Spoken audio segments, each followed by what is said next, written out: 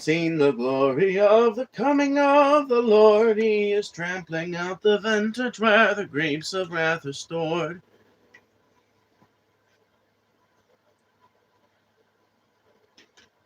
He will cut the terms of justice with his terrible swift sword, and his truth goes marching on. Glory, glory, hallelujah.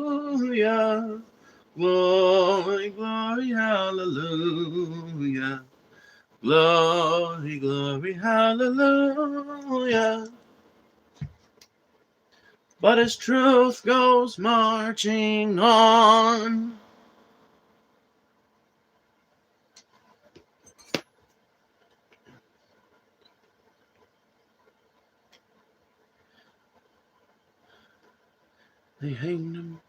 They hanged him as a traitor, they themselves the traitor crew, but this truth goes marching on. Margot, Margot, Margot, Margot, Margot.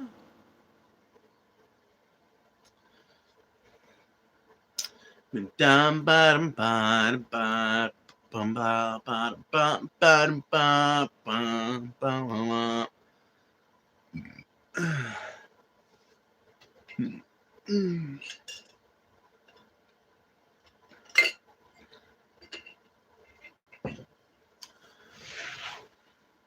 Well, Lergren and Jensen were activists, hands loaded with theory. Their hearts are filled with passion, share the same left-wing politics.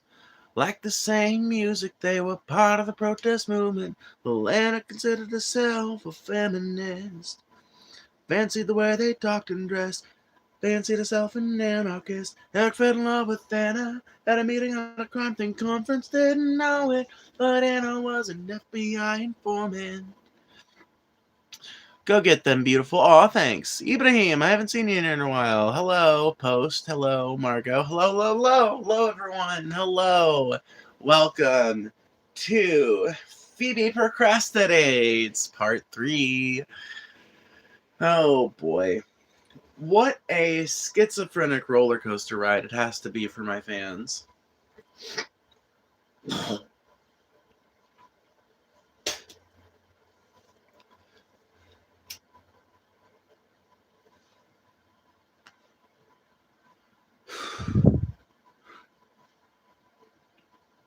Afroman is gonna do ya. Afroman is gonna screw ya. Afroman is gonna sue ya. His proofs on the internet.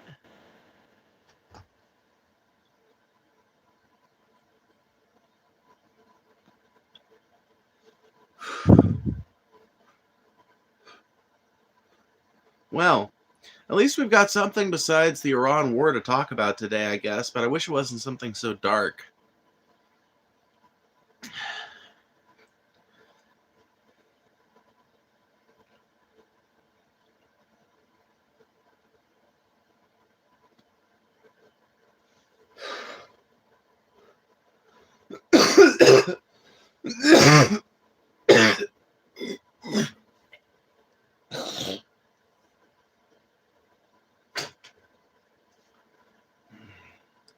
Jesus loves you? Thanks. I wouldn't have ever figured it out if you hadn't told me.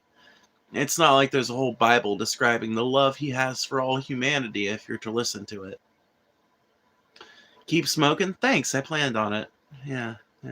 It's funny how that works. You know, people don't normally just drop addictions overnight, you know. If you were ruler of your own country, what would be the first law you would enforce? No hoarding. And in fact, I think that law would pretty much fix all of society's problems. If I were to set up a society, the biggest and most capital crime would be hoarding.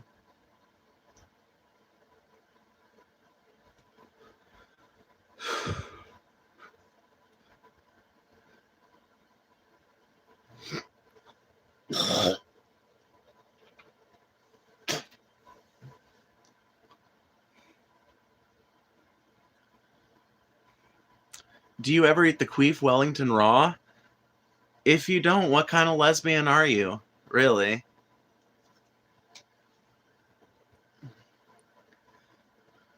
What are you gonna do? Put on a female condom? Why? For what purpose?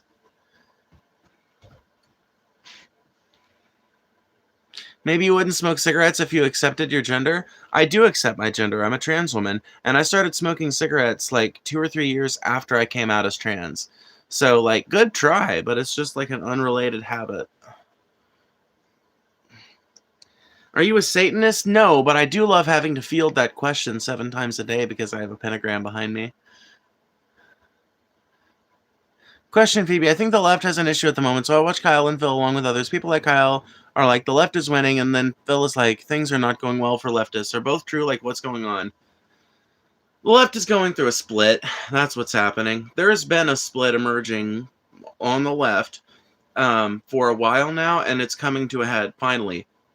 After years of people talking about it, looking forward to it, and theorizing about it, I think that split is finally here. And the split is between people who I would consider actual leftists, people who are interested in ending the project of capitalism and bringing forth a new type of society, and people who believe that capitalism can be reformed, restrained, or otherwise cajoled into providing better outcomes for everyday people. It's basically like the liberal leftist split, I think, is becoming more pronounced these days than it's ever been. And that's going to look like a failure of the left or a victory for the left, depending on what perspective you're coming at it from.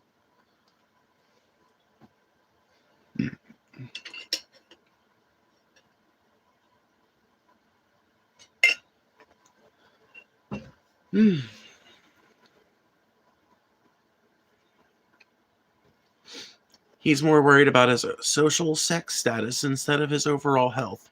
Who are you talking about? Who are you talking to? Are you just a lost voice somewhere out there in the discourse that has no home, nowhere to exist, no axioms, no basis? What's up, Bestie? How's your day? Glad to see you still fighting for your rights. Of course, of course. Why would I quit? Not only is I, I'm able to make a little scratch off of these, so obviously there's like a financial incentive to keep doing it, but also it's just fun. It's fun streaming. It's fun making the case. I mean, it can be a little tedious sometimes, depending on the arguments I'm getting on the counter side, but in general, it's a fun activity. In general.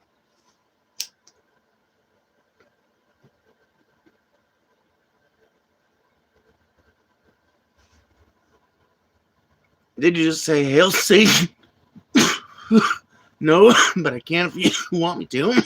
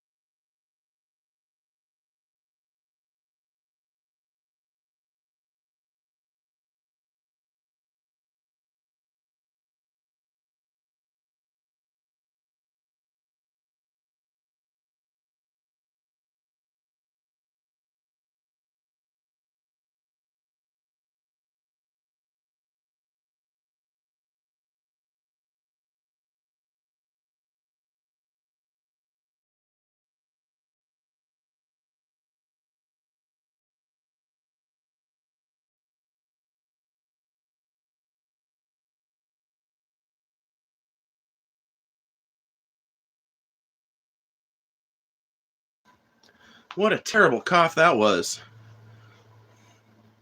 Terrible, terrible cough.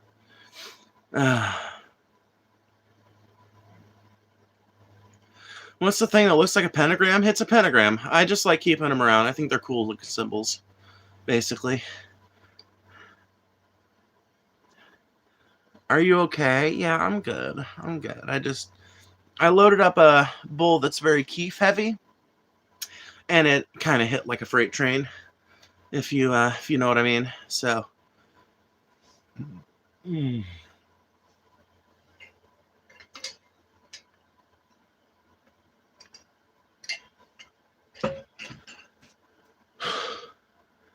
Wee.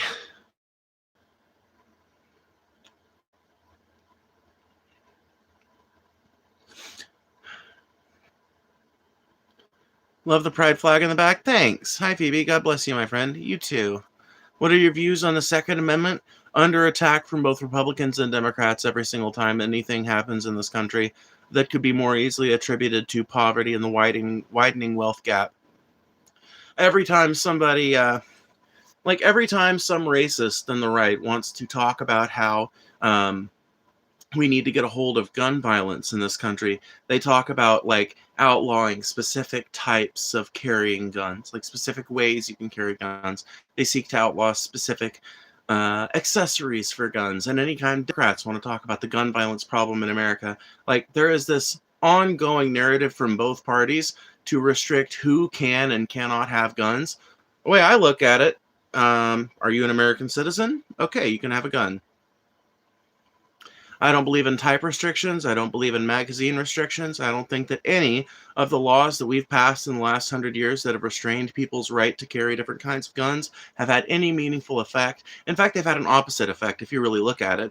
It doesn't seem like banning different types of guns has really been the biggest thing that has helped us get our crime rates under control. It seems like that has been a combination of factors. But insofar as gun violence has become a greater proportion of overall violent crime, I think it's because we have a toxic society that sees human life as cheap and that does not inspire a whole lot of empathy in human beings.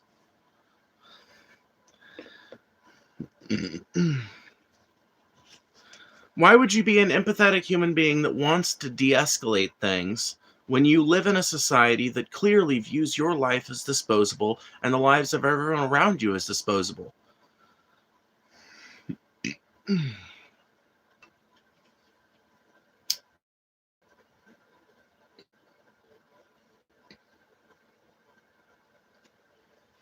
Gun violence is a problem in this country, but I don't think you're ever going to solve it by banning guns.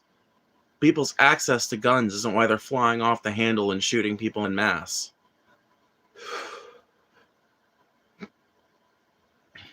3 letters, J-O-B. I found a little bitter bitch that's mad I make my money here on YouTube. Found the player hater. Am I just helping to perpetuate something that is bad for society, or am I just trying to move us towards something better? Let me read your first comment.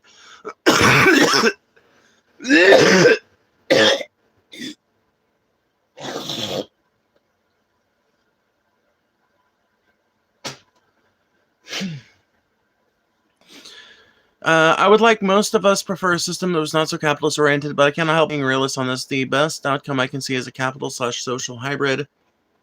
Am I just helping to perpetuate something bad for society, or am I trying to move us forward to something better? I think that you have to look at whatever transitionary system gets us from point A, right here, where we're at, to point B, which is a socialist world, as a system that blends capitalism and socialism. It's obviously going to have to. We live in a society right now that blends socialism and capitalism. It's just that in a world where so much of the world has incorporated so many socialist things into their government and into their way of life, for the benefit of everyone, by the way, we are a country that is still, I would say, 80% capitalist in the way we do things, and probably 95% capitalist in the way we look at things culturally. There's a few social safety nets in America, but there's not much of one. There's a few programs available here in America, but there's not much.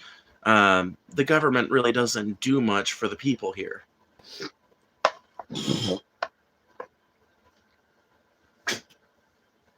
And I do believe that whatever transitionary system we land on will be a better blend than what we have right now of capitalism and socialism.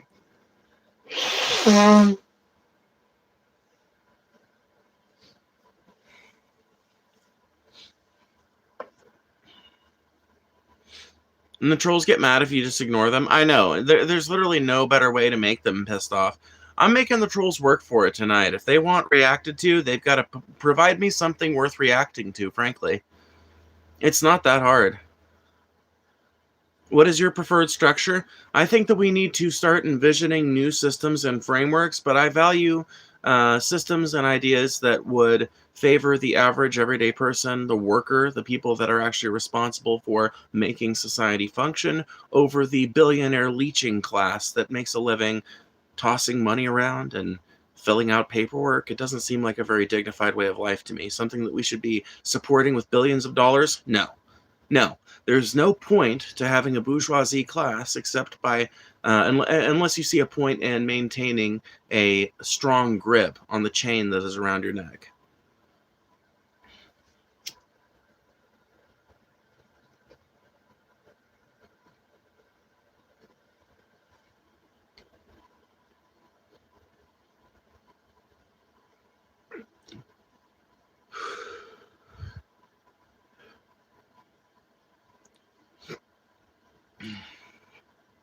Capitalism works. This is funny. Capitalism works if you try. I was homeless. You can't do it too. Um, just because you were able to climb out of homelessness into some kind of relative success doesn't mean that capitalism works. And if you're saying, "Oh well, I'm not just it's not just like doing okay for me. I'm like a CEO now."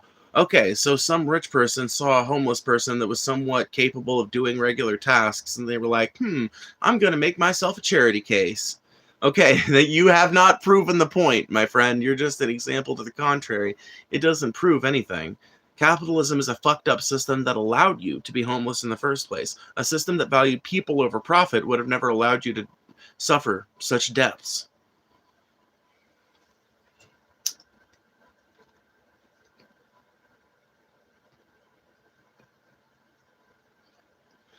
Such deprivations and depravity are a feature of a system like capitalism. They would be a bug, a tragic failure in any other way of life.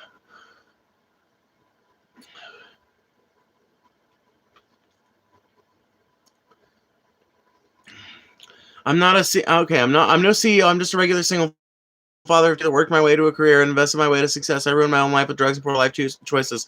Okay, but you wouldn't have been able to make those poor life choices if there hadn't been context surrounding you that allowed you to make those bad choices. Like, you understand that on some level, surely to God? Like, one does not simply grow up in the suburbs with no exposure to drugs, and then, like, the minute they see drugs, they're like, oh my God, I gotta fucking get a heroin addiction. Like, it normally takes some other shit. So I feel like there were still systemic things working against you that you've chosen to ignore because you've, I don't know, reached some level of success that makes you feel like, okay, well, everything was just my fault and there's no relationship between the choices made by the people who run our society and the choices that I had access to as a young person who was able to even throw your life away. You should not be able to throw your life away. Like, really, it should be a very fucking difficult thing.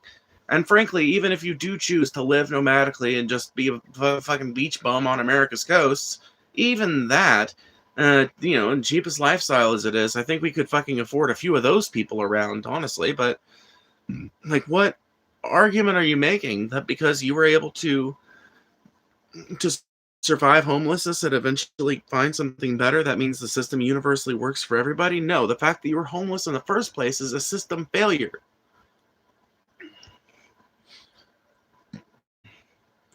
Are you for Marxism? I think Marxism is, for the most part, an outdated system. I think we need something new. I think we need something newer, better,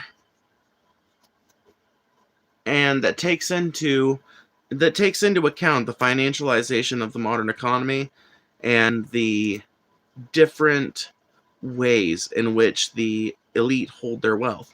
In Marx's day, the exclusive way that you had meaningful wealth was by owning land and, like, a few other assets. You could own ships, you could own land, and in theory, you could own businesses. But still, if you were like an investor in a business, it was a more personal and intimate process than it became later on in America's history. For the most part, people's wealth was held in, like, an actual relationship that they had with actual means of production. And if those means of production were taken over by the workers that worked there, by a union or something like that, that wealth was effectively stripped away from the robber baron who owned it.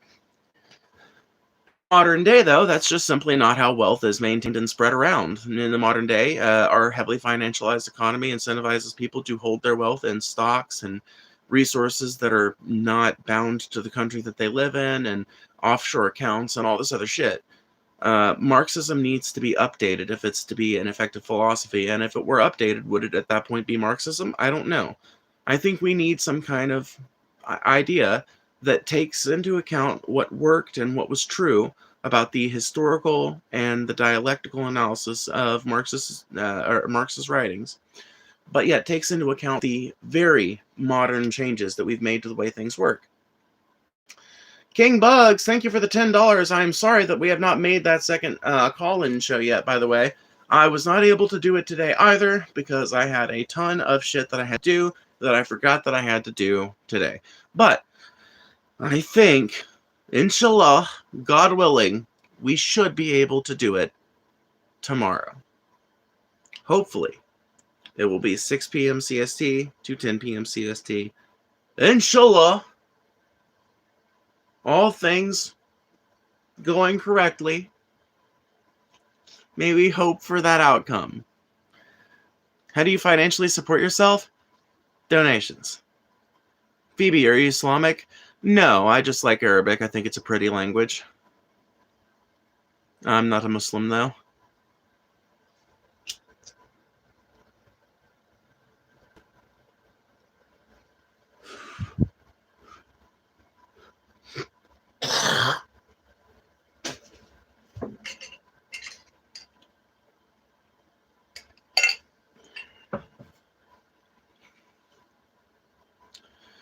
Donations, what a bum. Somebody makes money online.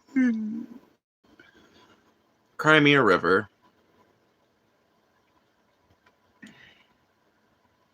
Oh boy, this is a spicy one. Have you thought about getting a real job and contributing more to society than just smoking weed and hosting a YT channel where you spout delusional BS sitting on your ass consuming tax dollars? Which is it? Do I take donations to support myself or do I consume tax dollars, you moron? You're too stupid to even think about the premise of the comment you're writing. You do not have a high enough IQ to insult me. I'm smarter than you. I'm prettier than you. I'm better than you. You need to accept this and bring it into your deeper ego so that you can learn to live with me. Because right now, we have a very toxic relationship, and it doesn't have to be that way, but you are going to have to accept my superiority, unfortunately.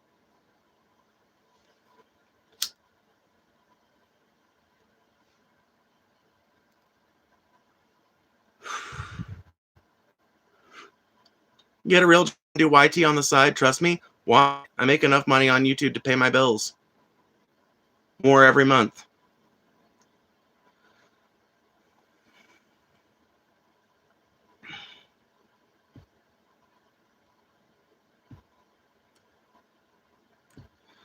I'll call in and debate you on anything right now live.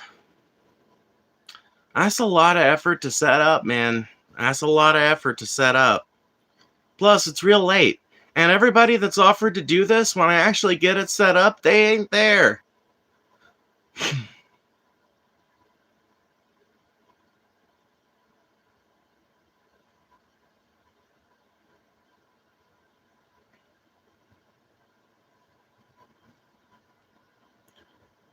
I have a job, YT stock portfolio, 401k, Roth IRA, vending machine, etc. That's capitalism. You can keep growing. Where did you start out, Uncle Pidgey? Where did you start out from? Let me ask you this. What state and town did you grow up in?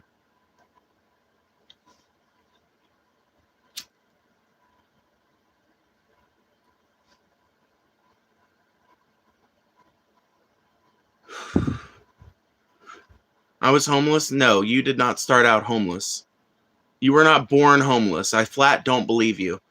I flat don't believe you, and because you've lied to me so egregiously, I dismiss the rest of your conversation. I don't believe a goddamn thing you've said here today.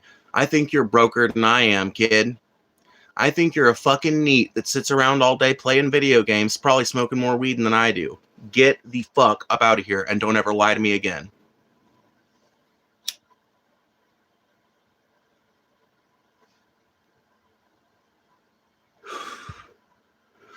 You're 31, you're 12.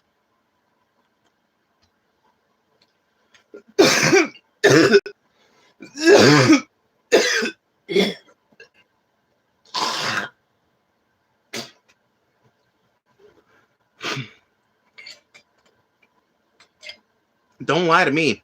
I can sniff out a liar faster than your mama. Smells like fish. Smells like bullshit. To my ears, to my nose, to my eyes.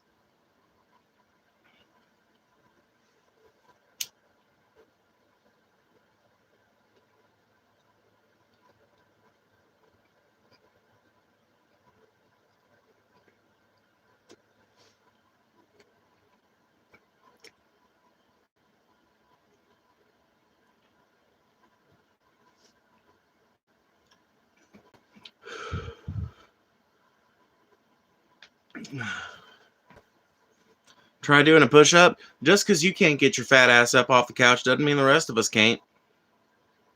Very dignified pipe. I got a church warden myself. Oh, I'm so jealous, Joey. I want a church warden pipe so fucking bad.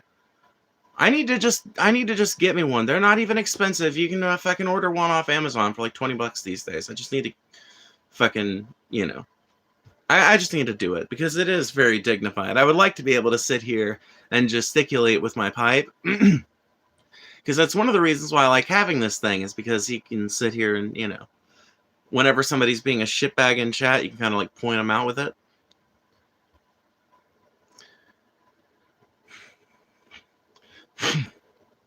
Are you rage baiting us with your terrible life choice? What terrible life choice am I making?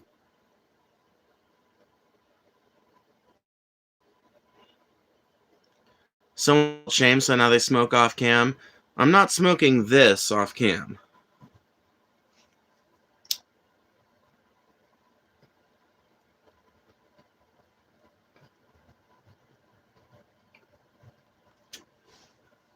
I'm just good and nicotine stoned. I don't need to hit it again. That's all.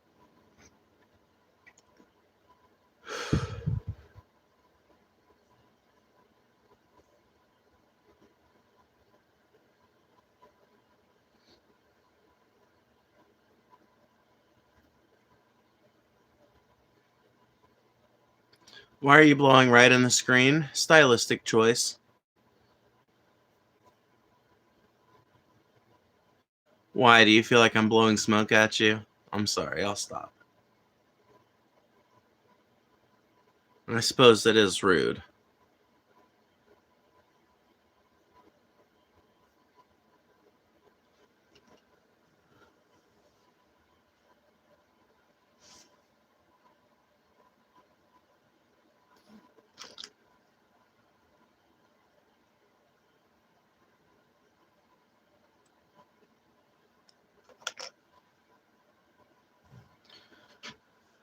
Oh.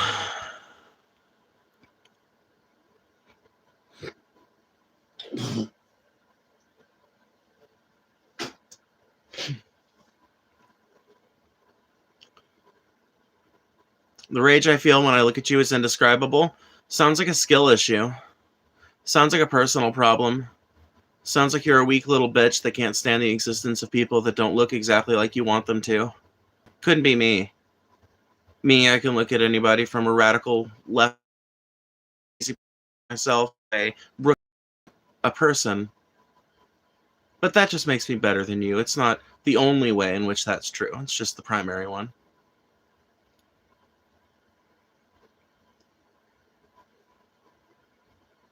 Did you shit on your teeth? No, but I did shit in your daddy's mouth when I was fucking him in the ass last night.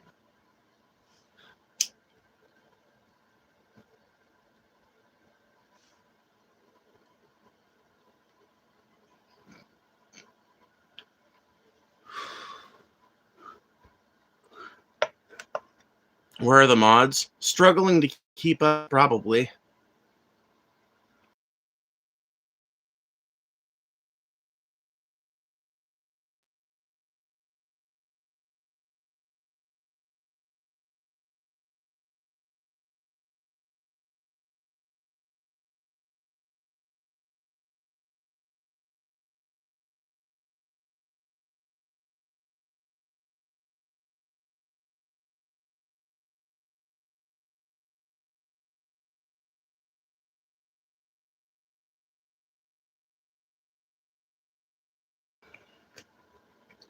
Your guitar is upside down? No, it's just the way the camera mirrors it.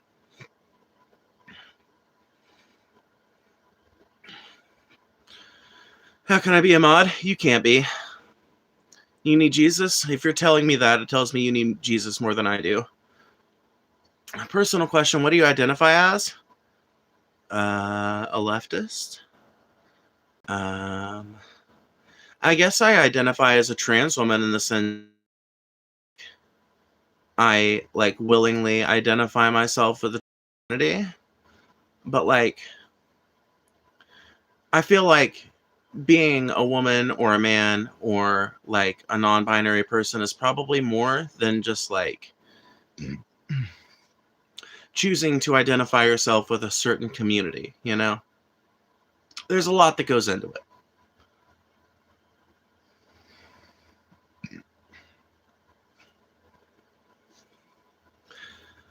Indica sativa? Yes, please. Disrespectful as fuck to real woman? Explain how. You won't be able to.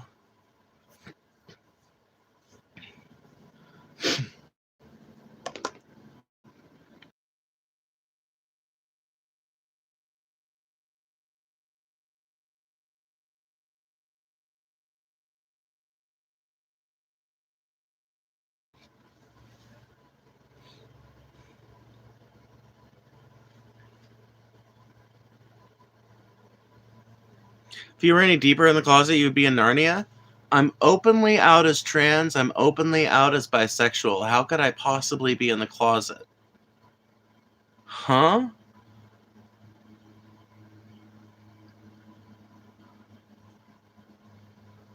Genuinely curious, why does identity matter at all? Because it's the foundation upon which your personality is built. Not just gender identity, that's just one brick in the overall foundation. The different identities we ascribe to ourselves are the foundation of our personality.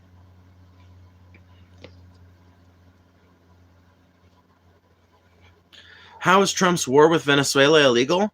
Because they did not initiate an act of aggression upon us. Easy as.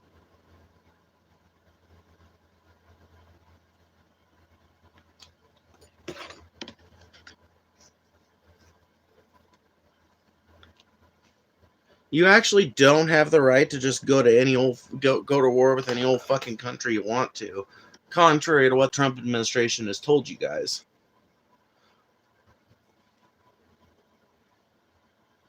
I know it's an unpopular take these days, but I personally oppose America's tendency to try and be the world policeman.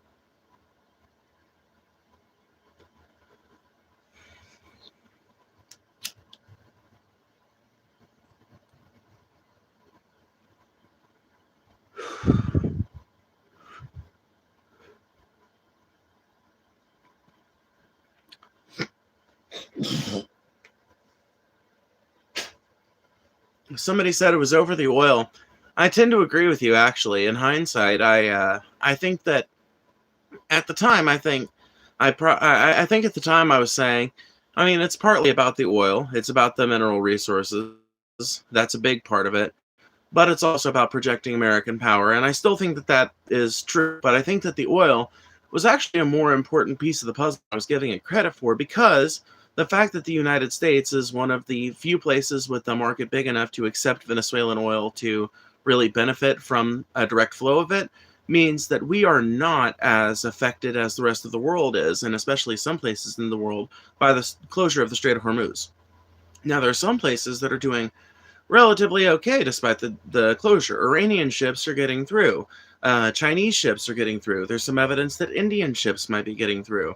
But, like, there is a big deficit in the overall supply to a lot of the world right now because it's being closed off to so many different countries. That's not going to affect us as much, though, because we illegally kidnapped Venezuela's leader and did like this 4-hour offensive against them, and then have blockaded them and prevented them basically from selling their oil for a fucking long time. We are finally now at this point opening up their state-owned oil company to selling to more markets than just giving away oil to wherever the United States wants it to go. But it's taken, what, 3 months to get to this point? 3.5 months to get to the point where Venezuela is now finally going to be allowed to sell oil. And I genuinely think that looking back on it, it makes perfect sense if this was a part of the puzzle piece, a part of the overall puzzle to enabling the United States to more easily weather an ongoing conflict with Iran. If that's true, it would run very contrary to this narrative that I'm hearing out of some people on the left and the right, that Trump doesn't want this war to go on that long. It would suggest that either he does or he is captured by people whose interests are aligned with the war going on for longer. You know nothing about geopolitics? Well, luckily for me, nobody with little shit-talking vitriolic hot takes like yours ever has anything to say that actually elucidates how I'm wrong. So I guess I just get to, keep on being wrong with no correction because you offered no substantive refutation. God damn it. I hate when I get an itch when I'm talking. It's distracting. Why don't you leave the U.S.? Because it's incredibly expensive and I have roots here. Long roots. My family's probably been here longer than your has, bitch.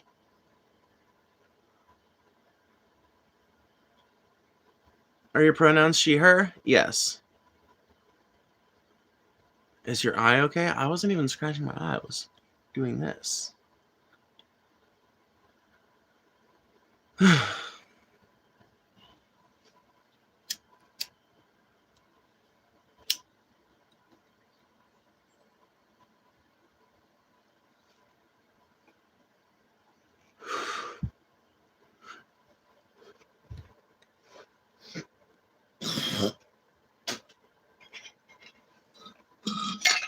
It was my specialty in military if you need educated commentary, Phoebe. Sure. Like what specifically?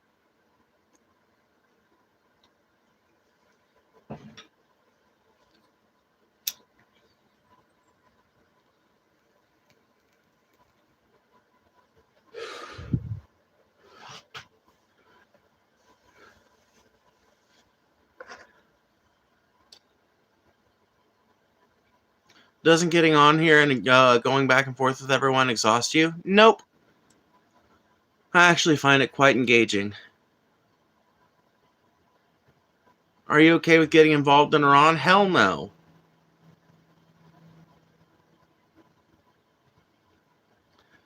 It's a clearly illegal and offensive war against a fucking non-enemy. An enemy that we basically have, we've created the conditions that have allowed Iran to get to the point where they're ruled by mullahs in the first place. We interfered in their democratic process all the way back in the 50s, and we're still seeing the ill fallout from those decisions made that long ago to this day.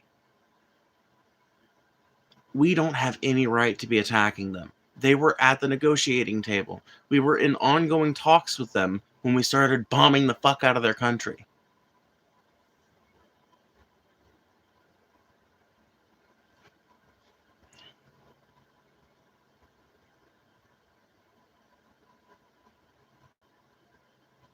Why do you have an I Love Israel patch on your jacket? I don't.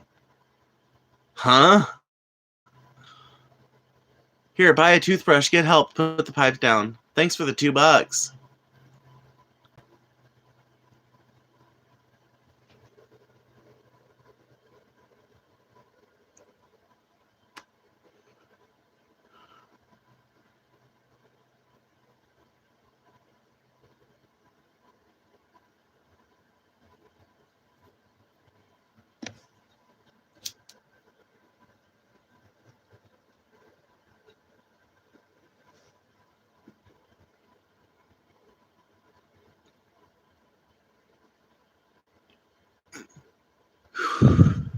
Define an illegal war for me. There are international laws on how you're supposed to conduct warfare. Of the many treaties that the United States is signatory to and are therefore supposed to be held to the standards of, we are bound by treaties that stipulate pretty clearly that you are not supposed to engage in a conflict with a non-aggressor. Like, you're not supposed to initiate war with a country unless they initiate something against you. So if Iran had spontaneously attacked some U.S. bases and we wanted to retaliate, that would be one thing.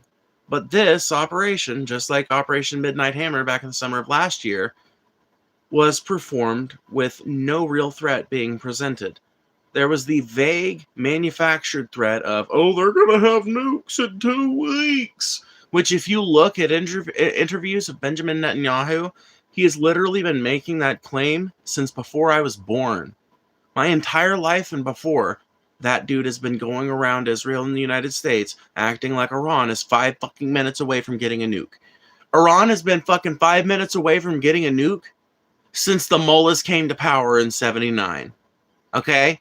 And the sooner you get this through your head, the sooner you will understand the Iran conflict. It is an aggressive war against the combatant that we do not need to be engaging, because it is fundamentally about a non-threat. Like, we had a deal with them. Trump was the one who chose to throw it away. They'd been complying with the terms of the treaty.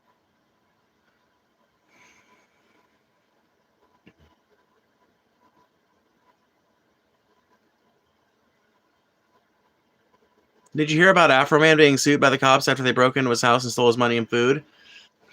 Afroman is gonna do ya.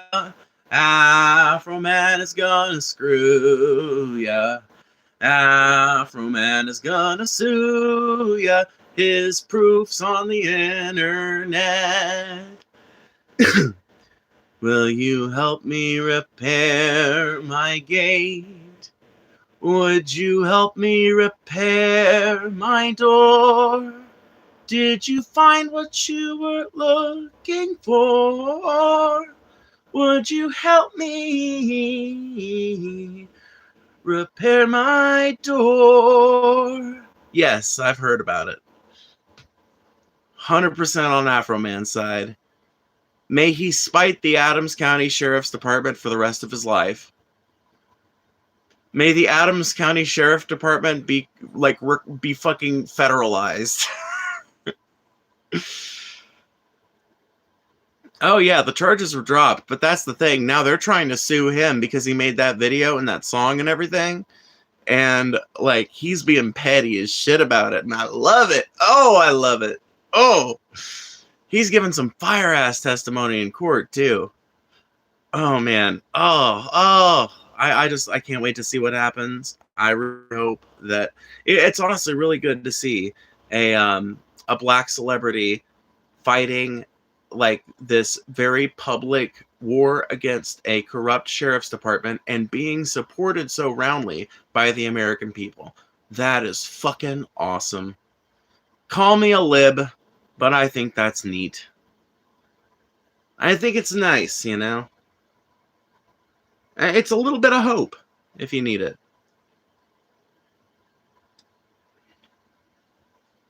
Would you like a slice of lemon pound cake?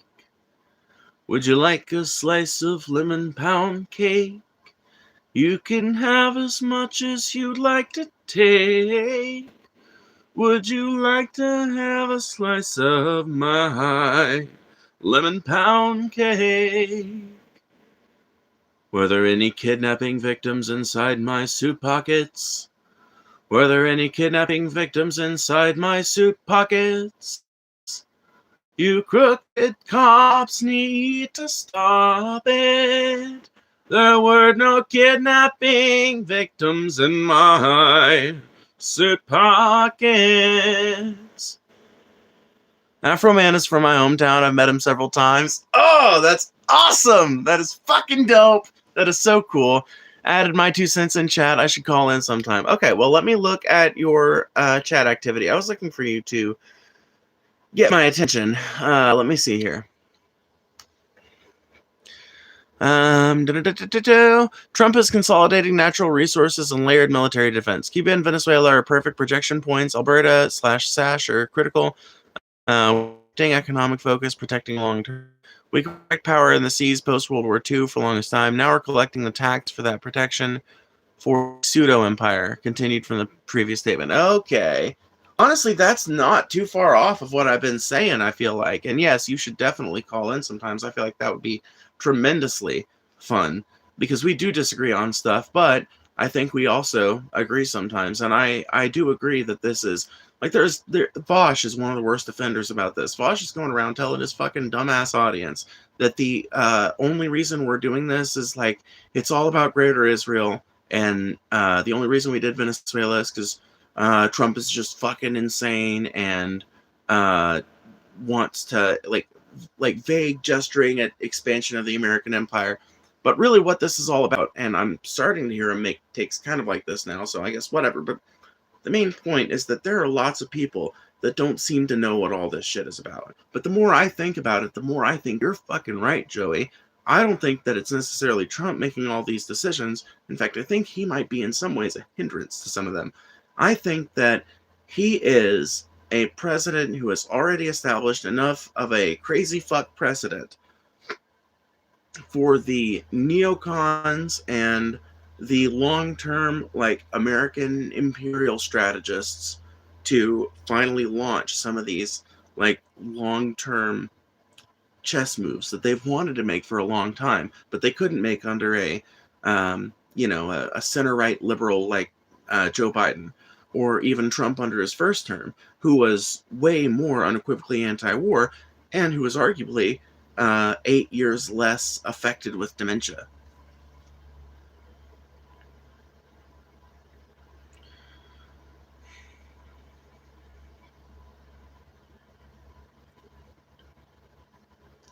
Hello, everyone. Hello, hello, hello.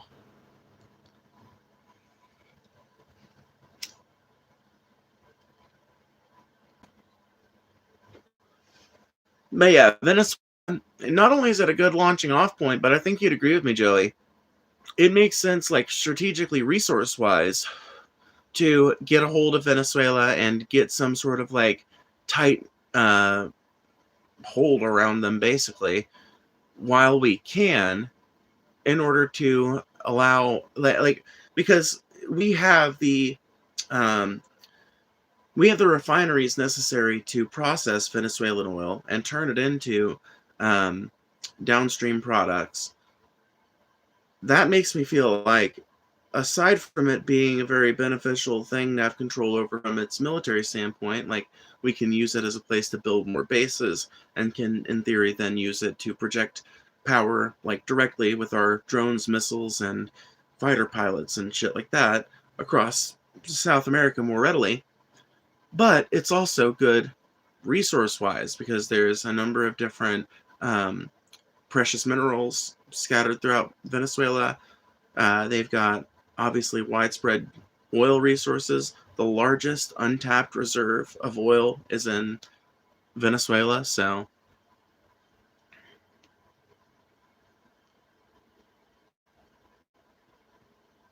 you're 100% correct in him pulling the trigger on long-term goals. Second term is so much more consequential knowing they don't need re-election. Gonna get wrecked in midterms too. I'm glad you got it for Vaney. For Vini. Got it for Vaney. What? Huh?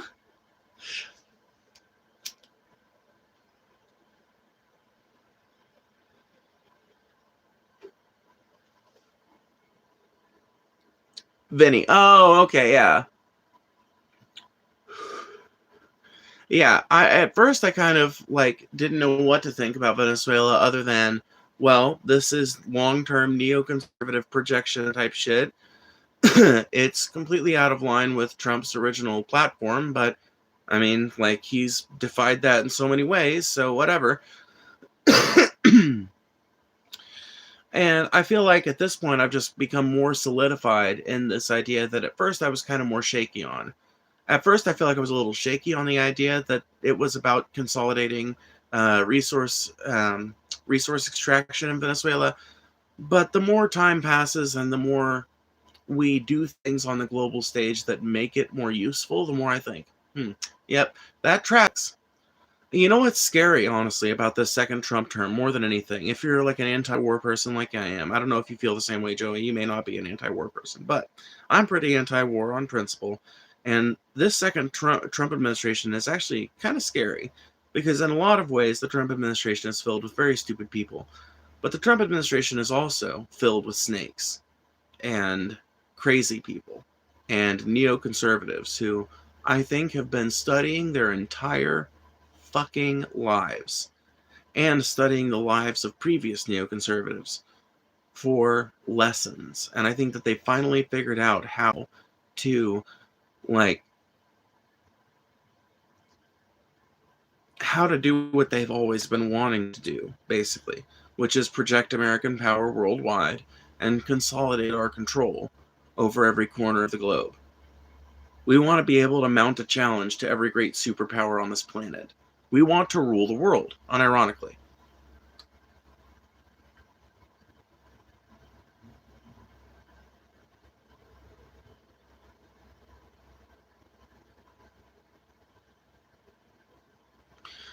Yeah, literally, people talk all kinds of shit about San Francisco, but it's just like a regular town. Not only that, but it's the heart of Silicon Valley. So,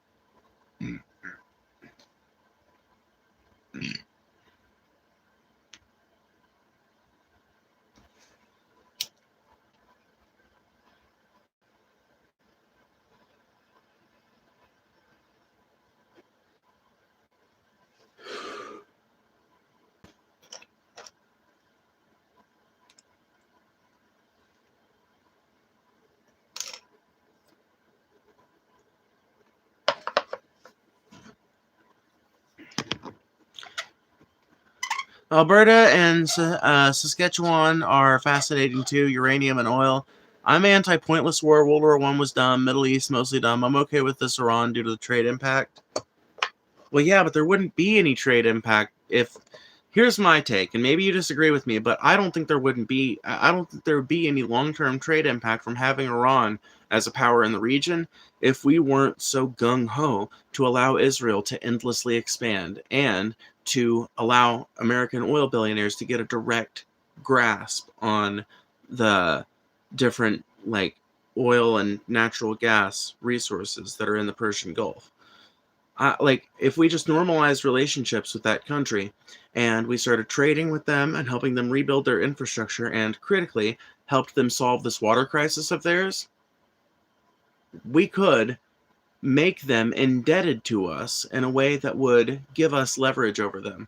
That would be, in my opinion, far more effective than war. I think diplomatic leverage is always more effective than war. I think you are always more likely to achieve your desired outcome through diplomatic leverage than you are through conflict. Almost always. How would the Middle East accept your identity? It literally just depends on the area of the Middle East you're in. The Middle East is not a monolith.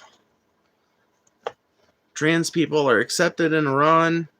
I mean, you can't be super I don't know if they're pride parades or anything in Tehran, but like by a fatwa issued by Ruhollah Khomeini back in the 80s, trans people are provided gender reassignment surgery in Iran and are allowed to get their documents corrected and everything else. So, they're actually an example of a country that isn't as hardline on trans people. Now, they're still pretty harsh about gay people, but they're not as harsh about gay people as some other countries are. For example, ISIS will just kill you outright for being gay. Iran, on the other hand, will put you in prison for 5 years. And there's also pretty intense pressure from the culture and instruments of the government to transition if you're a queer person in Iran, because then you can date people that are the same sex you were assigned at birth. But it's not as oppressive as it is in some other places in the Middle East. Israel, famously, is a beacon of queer acceptance in the Middle East, but it's also rife with problems. Obviously, it's a genocidal fucking country that probably shouldn't exist in its current form, so it's going to be rife with problems.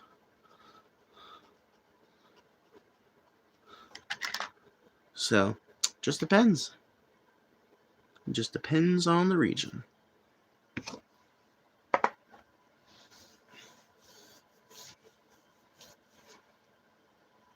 If Kurdistan ever happens, I bet Kurdistan will be okay with gay people.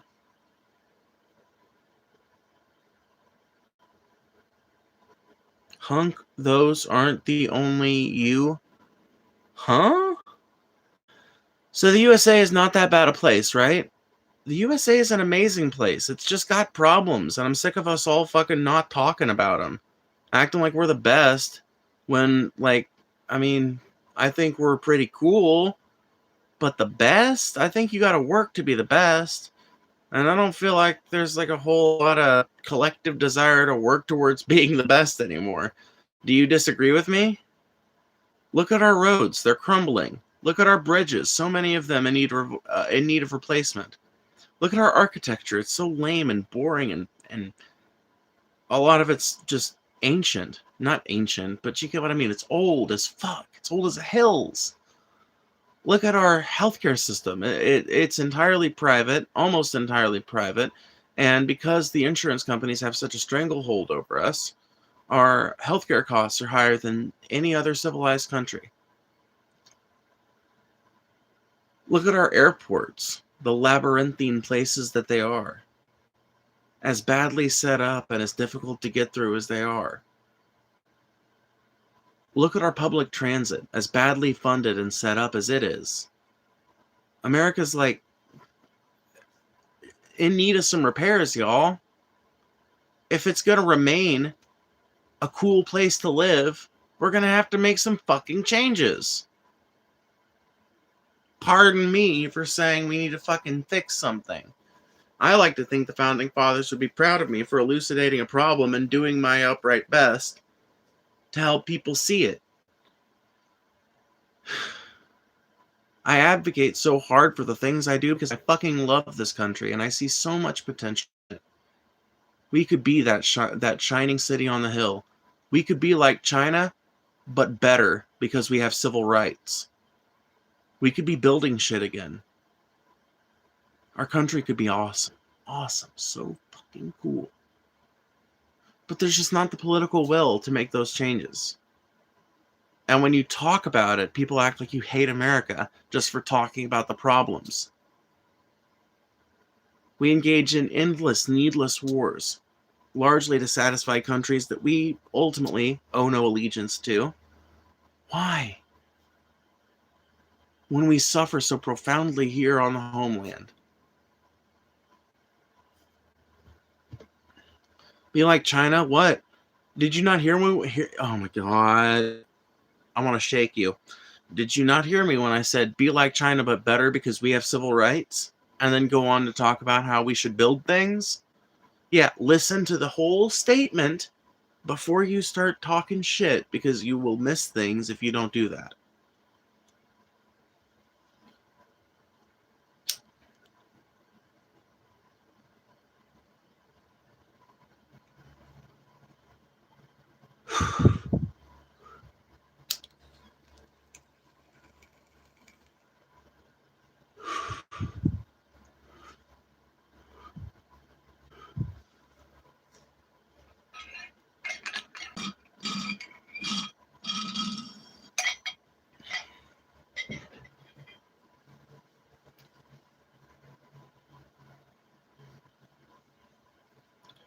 Bro rode a trolley, ate a pastry and SF and called it overwhelmingly ordinary in a good way. That's like sniffing a dumpster fire and saying vibes are chill. Your bar's in the sewer, Rick from hell. What are your bars, Airborne Art? Where the fuck do you live?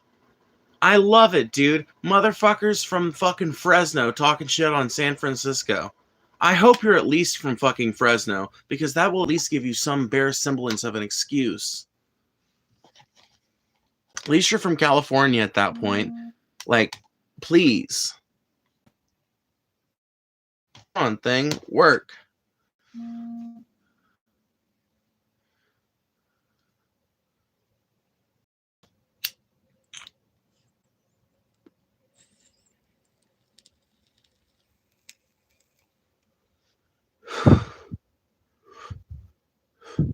Have you ever been to a third world country? Yeah, it's called the Deep South. You should come down here sometime. Literally everyone from the rest of the country that I've asked about what coming to the Deep South is like Unless they're the kind of motherfucker that has always dreamed of being a plantation owner in South Africa, they come down here and they say, oh my God, it's like a third world country down here. Your like roads are like half the size that ours are. And why do you guys just have highways that just have like driveways that open up onto them? And why the fuck are your cities so weird and sprawly? And why are there no tall buildings? And why are all the like what the fuck is a back road and why are there so many of them? These are the kind of questions that I get asked every single time I talk to somebody from a civilized part of the United States about what being in the Deep South is like. They describe it as what they've always imagined living in a third world country is like, and they're fucking right. Our water infrastructure down here is horrible. Our electricity infrastructure down here is horrible. Our roads are horrible. We don't do a goddamn thing to keep this fucking place up.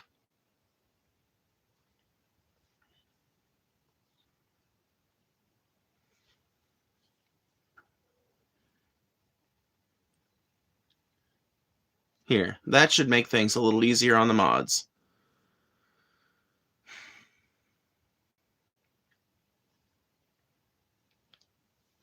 Nobody cares about this fucking place anymore. I love America and I love the Deep South, but I want us to do better. I believe in us. I believe in our ability to do something better. But when I look around at my fellow Americans and I ask, hey, can we get together some political will to maybe build some high-speed rail in America and connect America's major cities in a way that would encourage people to move around, in a way that would encourage people to go and see stuff? People are like, nah, sorry, can't do it. Nope, sorry. When I talk about, hey, maybe we could get out of these endless wars in the Middle East that keep fucking driving up like the working classes endless amounts of tax burden and keep requiring endless amounts of money to survive on. Why can't we end that, bring that money back home and spend that on us, making our lives better? And people are like, nah, sorry, just can't be done. Would be cool if it could be, but nope. We just got a can't do attitude. We've been cowed. We have believed the billionaire class when they tell us, nope, sorry, sitting from their fucking like second yacht that takes up more space than Rhode Island. They're like, yeah, sorry, I would like to pay more taxes, but the government cannot be trusted with that sort of thing. So it is much better for the peasants to starve than for me to have to pay more taxes. How am I to pay my servants if I am taxed? And we let them get away with it. Because we believe every fucking stupid lie that they feed into our ears. And as a result, we don't build in America anymore. We don't rebuild roads. We don't widen things and make them more useful. We don't build more accommodating shit. We don't work on new methods of public transit that would make our cities easier to get around in and would make them more affordable to get around in, more affordable to live in, more attractive to live in. We've just given up. And I am trying to teach people that there is a better way. Do the voice with your pipe and a monocle next time. It would be better, wouldn't it? If I had the monocle, I definitely would.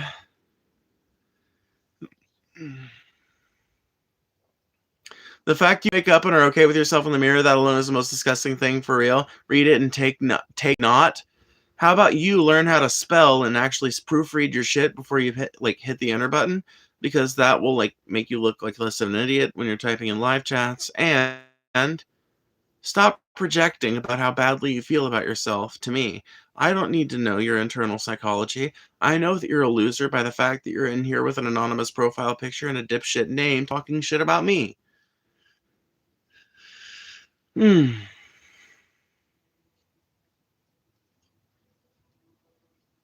Canada has a big Indian truck driver problem. Sounds like a problem for Canada to solve. Sounds like a problem for Canadian political streamers to talk about. Me, myself, I'm like, an American. So when it comes to domestic issues, I care about, America. That's a kind that honestly, that's a take that gets me shit on sometimes, but honestly, I care about the politics of some of our close allies, and I'm willing to follow it when there's something interesting happening. But when it comes to like the internal politics of every fucking country on earth, honestly, unless it can be made to unless it can be construed to affect me or my life or America in some way, I'm sorry, I don't care. I mean, it seems like something they should figure out and work on. I feel like my country has so many fucking problems, and I'm an American, so this is the country that I'm most familiar with. I'm most familiar with the outcomes of the problems that we have, so I should talk about the problems here, first and foremost, and our actions overseas, obviously, because that's an extension of our domestic politics. If we have less regulations, more people will take the shot to build. Honestly, I can get with that to some degree. I don't even know if we need less regulations or if we just need smoother bureaucracy. Why is the answer to slow bureaucracy, which is really the problem behind regulations? Regulations are good. Regulations are what keeps a fucking house from falling in because it was built like shit, right? Regulations are what insists that opposite fucking competing inspectors both inspect a house to make sure that everything's fucking free and clear and good before a house is sold, right? Doesn't mean every inspector's a fucking good one, but there are reasons why regulations exist. I think honestly the biggest problem with regulations is the bureaucracy that they bring, but I feel like we are just way too lenient with bureaucrats. We expect results out of our manual laborers. If you've ever worked a manual labor job, you fucking know, you have to meet fucking quotas, whether you're working at a factory, digging ditches, or serving burgers at a fucking Burger King or whatever. You have to fucking make certain quotas. You have to be a certain amount of quick. But bureaucrats are basically just not held to that standard, or they're held to far looser standards. Bureaucrats can be allowed to take 2 weeks to approve a fucking building permit. They can be allowed to take months to approve. Why do we allow that? That doesn't make any sense. We need to expand these institutions to the degree that they need to be so that we can make them fast, and then we need to hold them to very fucking quick productivity quotas. The process of it should be so fucking easy for a builder to build a new apartment block or something in the city. It should be like a month-long process from conceptualization to groundbreaking. I would love that. If it could be reduced down to a month in every case by average or less, that would be awesome.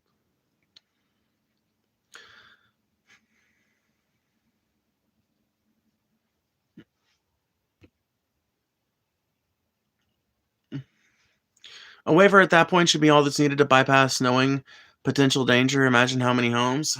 I don't like that though, dude. I feel like that just causes a race to the bottom where American builders are encouraged to build the shittiest, cheapest home that they possibly can, and it's seen as okay because at least poor people have houses now. But in 5 years, we've got an epidemic of houses falling down, and we've got a bunch of poor people saddled with houses that they can't even afford to maintain because they're built so badly. The benefit of building something really well up to code and spec is the fact that it should, in theory, be easier to maintain. If things are built right, they should last longer. And building them, the cheaper you build something, the shorter its lifespan. If we got money out of politics, that would be a huge step in the right direction. Yes, it would be. In Citizens United, yes, please. Literally, getting money out of politics would completely, if you could actually do it, it would be hard, but if you could actually do it, getting money completely out of politics would fundamentally undermine the primary motivator for most of the garbage that we have to deal with as Americans. Because it's all motivated by fucking money.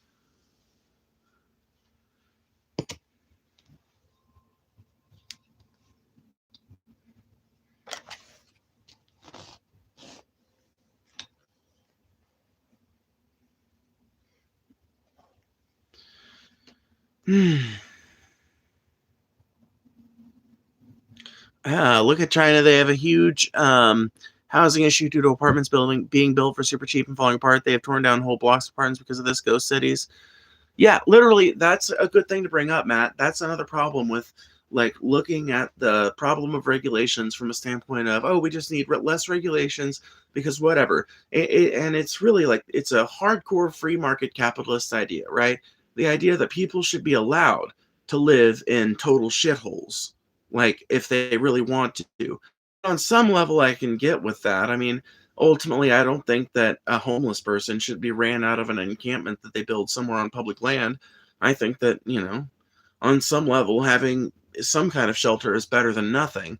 But as far as like commercial building or anything like that, like there's a reason why we need regulations, and a lot of it's just to make shit that's worth living in, that's safe to live in, and that's going to last a long time. There's a reason why hospitals and prisons and all these fucking places that are meant to be there for 100 years or more pay millions of dollars sometimes in their conceptual phases to engineers and designers and architects who make their buildings designed from every bolt and screw to be as strong as possible and to last as long as possible, to be optimized for the weather in that area, for the meteorological conditions or the geological conditions and all that. And you need to apply that same kind of rigor to housing that's being built in mass.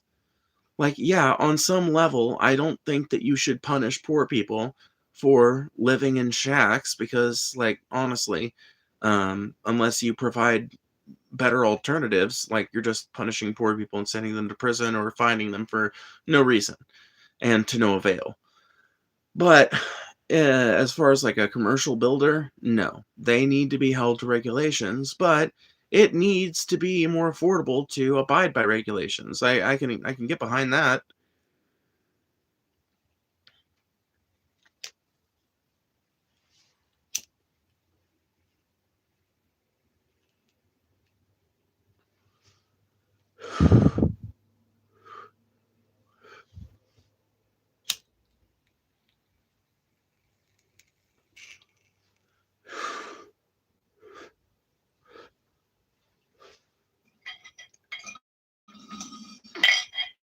To punish people that earn their money, taxes aren't a punishment, you freak. Taxes are the price we all pay to live in a society that works. And the less taxes you pay, the less your society works.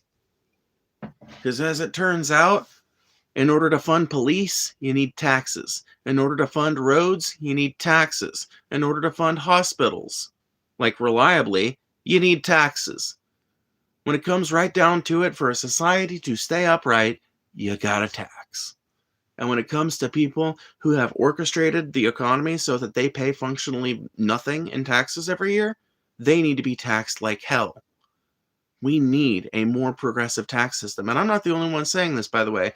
There was a billionaire on some big news show, a literal billionaire, making exactly the same point, talking about how we are facing like an economic collapse if something doesn't happen soon because the top 0.1% own like the bottom 50% of all the wealth, and the wealth that is circulating in the economy is for the most part circulating between rich people, being manipulated by different companies, that's circulating within the stock market. Very little of it is circulating in the form of wages.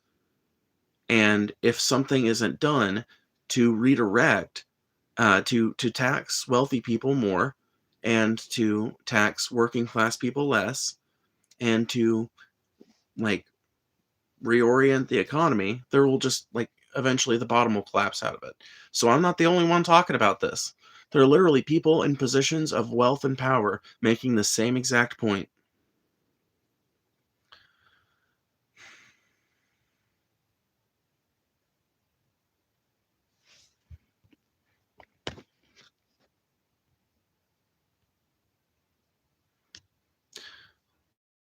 Our communist pissed. Lots of craftsmen want to build more. It just gets bogged down with endless regulations. I don't agree. I don't agree. I think regulations are what keeps your house from falling in on you. Listen, there was an era in American home building where regulations didn't exist, okay? And a lot of those houses ain't standing anymore, and there's a reason for that.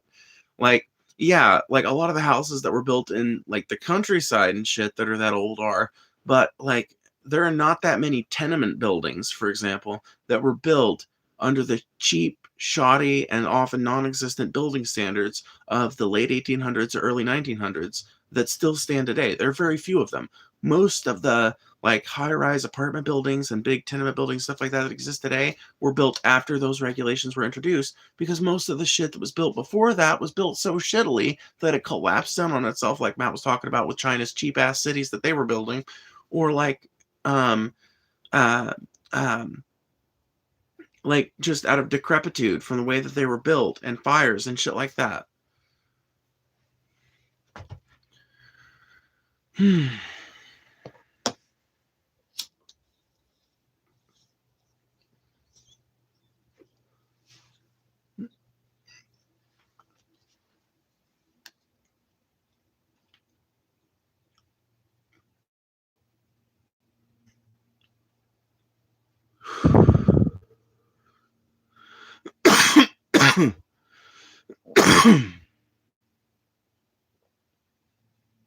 So as an American, you hate your country? When the fuck did I say that? When did I say that? Justin, when did I say that?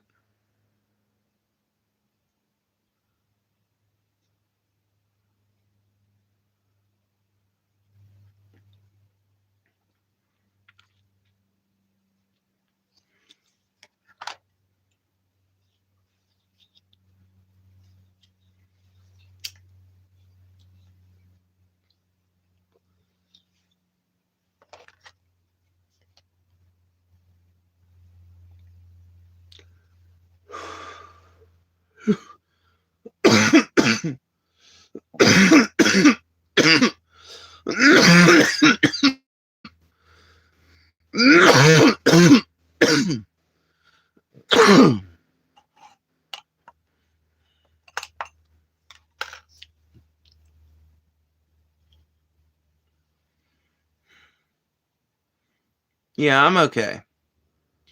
Do you have normal times you do call-in streams, or is it random? Well, I'm planning on doing one tomorrow, 6 p.m. CST to 10 p.m. CST. God willing, nothing goes wrong. That is the new call-in show that is scheduled.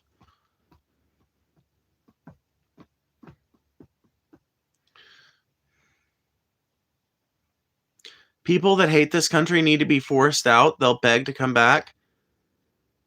That's just retarded, Justin. That's just fucking downright retarded. The United States has a constitution, and the first fucking thing in it is freedom of expression. America's constitution explicitly allows you to hate this country if you want to.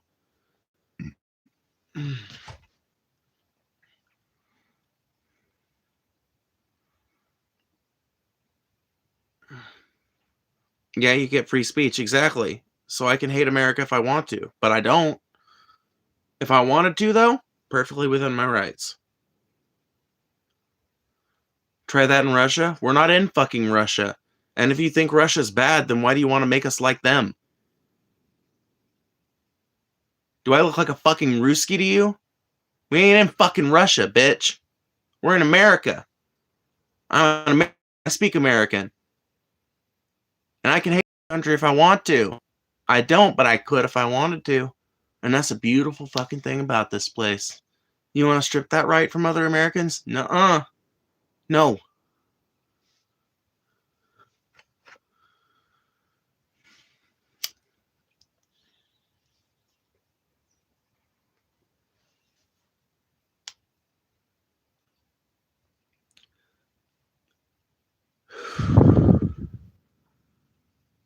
That's a trans flag. It is indeed. I mean, it's not just a trans flag, it's a queer flag in general, but, trans people are represented by it too.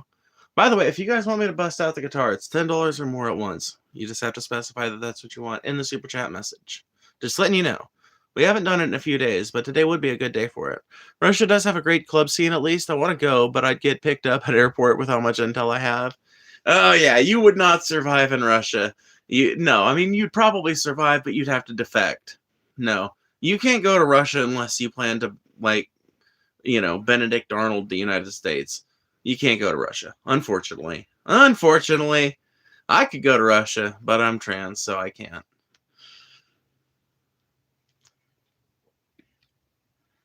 Because I'm broke, that's why I can't move.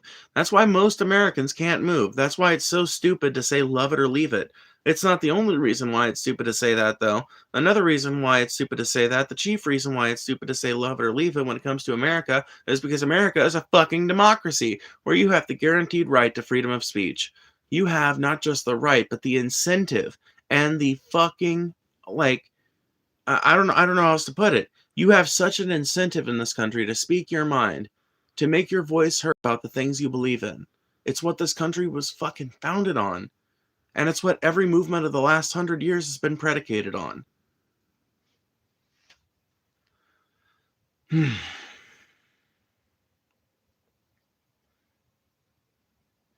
I can't go till 2031, 10-year wait for Intel you got is relevant. Really?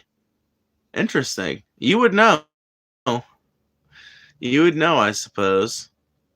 It would be interesting, honestly, to get you in for a call-in show one of these days, because it would, like, if me and you gotta have like a rapport and we can do like these regular call-ins, I have this dream in my head of eventually having like a little media empire, not unlike the Young Turks or something like that, where I've got like a little network of independent journalists and analysts and shit from across the world that can offer me like insight into these different world issues.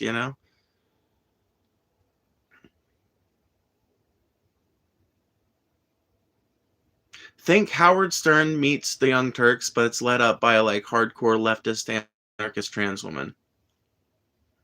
It's what I have in my head. I wore gator boots for an event the other day, like you suggested, and they were definitely a hit. Thanks for the advice. Dude, when you asked that question, I thought you were like trying to like make a joke or something. So I just answered like off the top of my head randomly. It was based on my personal taste, but I'm glad that my like jokey answer to that question turned out to be actually useful advice. 28.5 years is when things are a declassified date. I don't know why. And 10-year when low/mid-level asset info isn't useful. 28.5 years. That is a weird date. That is a weird fucking date. I wonder if I asked like Gemini or ChatGPT like 28.5 years, what does that correlate with? What it would give me. I'm going to be making a video here soon that I think a lot of my lefty audience is going to hate me for, but it's basically going to be titled something like, I think there's a case to be made for AI. And I'm going to explain how I use AI, why I think that it can be useful, and why I think it's a technology worth preserving if we follow specific steps. But I feel like a lot of people are going to watch it for 5 minutes, decide that I'm just like some rabid AI defender in its current form, and be real mad at me.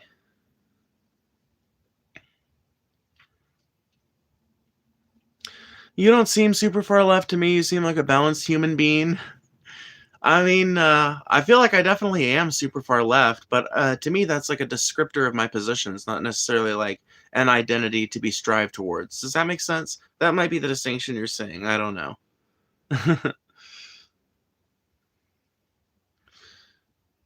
My boss said he'd fire me if I didn't stop doing cocaine at work, so I put heroin in his coffee. That'll show her. That's horrible. You shouldn't do that. That's awful.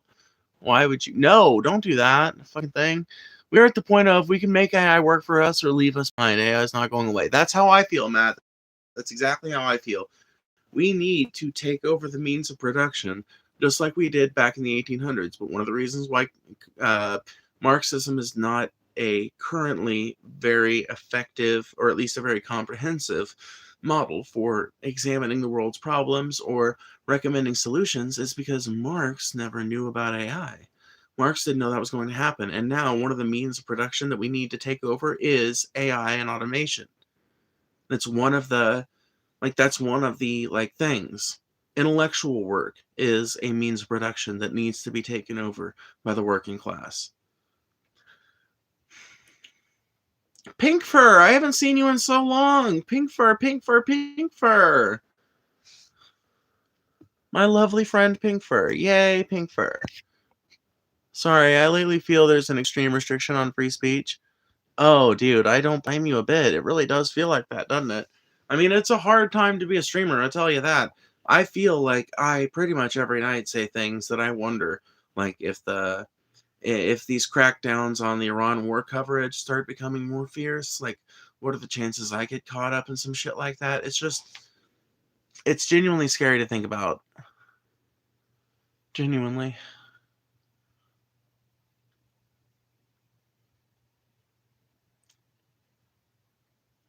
Why does nobody talk about Engels? I mean, I don't mention him much because I feel like most people are familiar with like Marx as a name. 99 cents from Pink Fur again. Thank you so much. I appreciate that a ton. I should start watching you live more. You talk about very interesting things. You should. You should. I do try to talk about pretty interesting things. I mean, a lot of it's based on what the chat wants to talk about, but I feel like I'm pretty good at picking out interesting comments and making some good hay out of it. Another 99 cents from Pink Fur. Dude, somebody else needs to start that 99-cent train up with Pink Fur. Come on. Somebody else. I know there's some other motherfuckers out here that got 99 cents burning a hole in their pocket. Come on. 99 cents. We got 98, 98, 98. We got 95, 95, 95, 95, 95, 95. Do we got 90, 90, 90 in the chat? Anybody got 90? 90 cents. 90 cents. Got 99 cents from Pink Fur. Thank you very much. 99 cents from Pink Fur. Thank you. Thank you very much. Thank you very much. Do we have 98, 98, 98, 98, anywhere out there? 94. We got 94, 94, 94, 90. Is 90 anywhere out there? Holy shit. I've wanted to be able to do that my whole life, and I don't think I did it very well. But my dad was an auctioneer, and I think I actually just did a pretty good approximation of auction chant.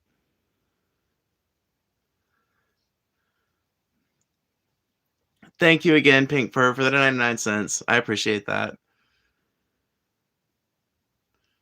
10 out of 10? Thanks. I don't think it's 10 out of 10. I think my dad would think it was pretty cringe, but you know what? Maybe he'd be proud of me for the effort.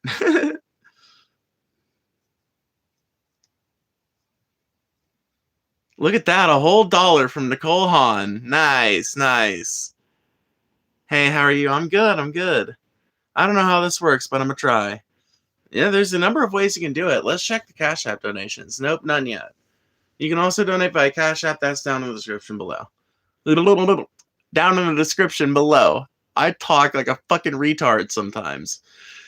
$1.99 from Semi M. I like that. It took me a second to pronounce it, but I like that. Thank you. I appreciate that a ton. Purple Heart. I love that.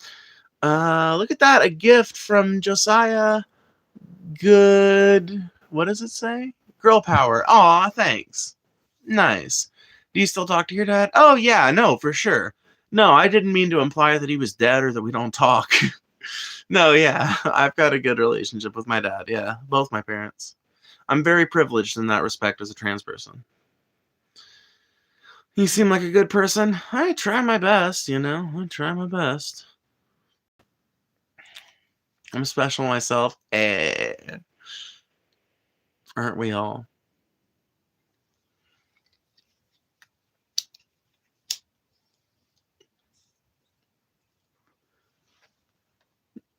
A stream? Phoebe, would you ever do a talk with your parents off camera? Of course, with political talk, or would that be too hard on your family dynamic? Yeah, I think we could do it. My dad has kind of like been experimenting with making content for Facebook, so you know, like I think he would be probably pretty amenable to it. And I've had my mom on stream twice actually.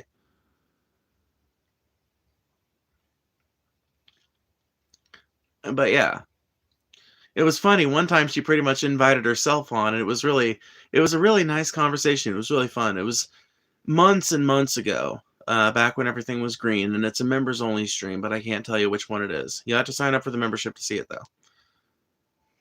I'd be down for semi-frequent call-ins if I can manage. Yeah, see what I mean, Joey? Look at that.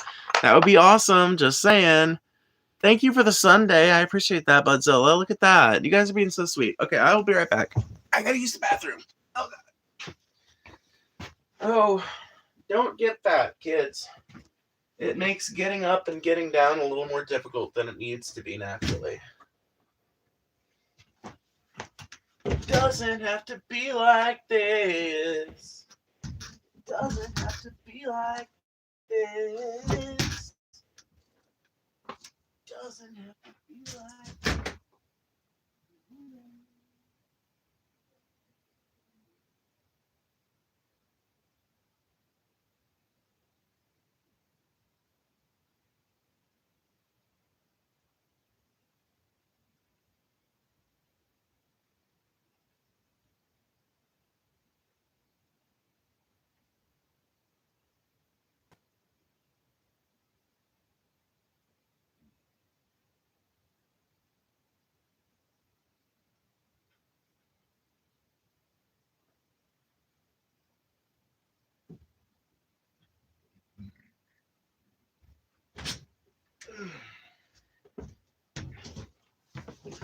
Ow.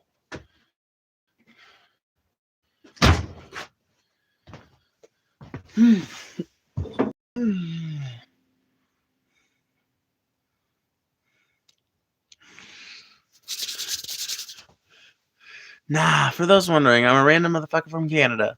Right on. What's up? What's up in Canada? Oh, Canada.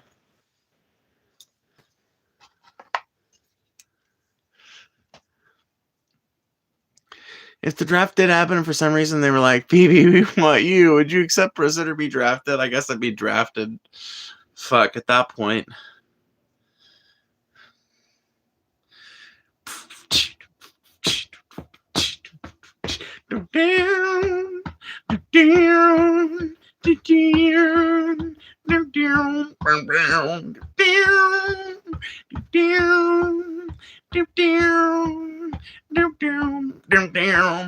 Some folks born made to wave a flag. Oh, that red, white, and blue. When the band plays Hail to the Chief, oh, they point the cannon at you, Lord. No, but they ain't gonna fucking call my ass up, and I don't want us to think about this fucking like issue from the perspective of how it's gonna inconvenience our Western asses, you know?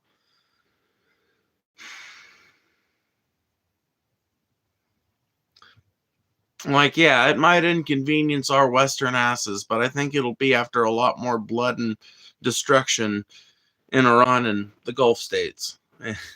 You know what I'm saying? I know I say that a lot, but you get it? I love that song. It's a good song. It's a good song.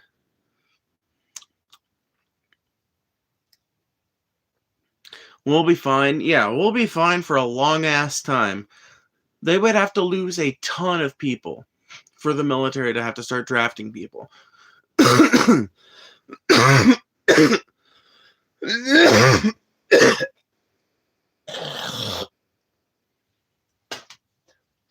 Recruitment has been up over the course of Trump's term. It's one of the only numbers he's successfully made go up besides the price of oil. Why is there a pentagram on the wall? To scare small-minded people that are easily swayed by little symbols that make them mad. Phoebe singing the Mickey Mouse song, Walking Past a Burning Oil Field. The Mickey Mouse song. It's a Mickey Mouse clubhouse. Come inside, it's burning inside. Oh my god. Is that what you're talking about? What is your opinion of government of Iran? A bunch of theocratic mullahs who should probably be removed from power by their own people, but the best way to facilitate that is not by engaging in endless forever war with them. It's by normalizing relations with them and liberalizing their economy and society through diplomatic leverage. I think they're a pretty awful government that is not going to be removed by American and Israeli bombs and missiles. Sorry. Doesn't work that way. Didn't work that way in Afghanistan. Didn't work that way in Iraq. Just being real with you.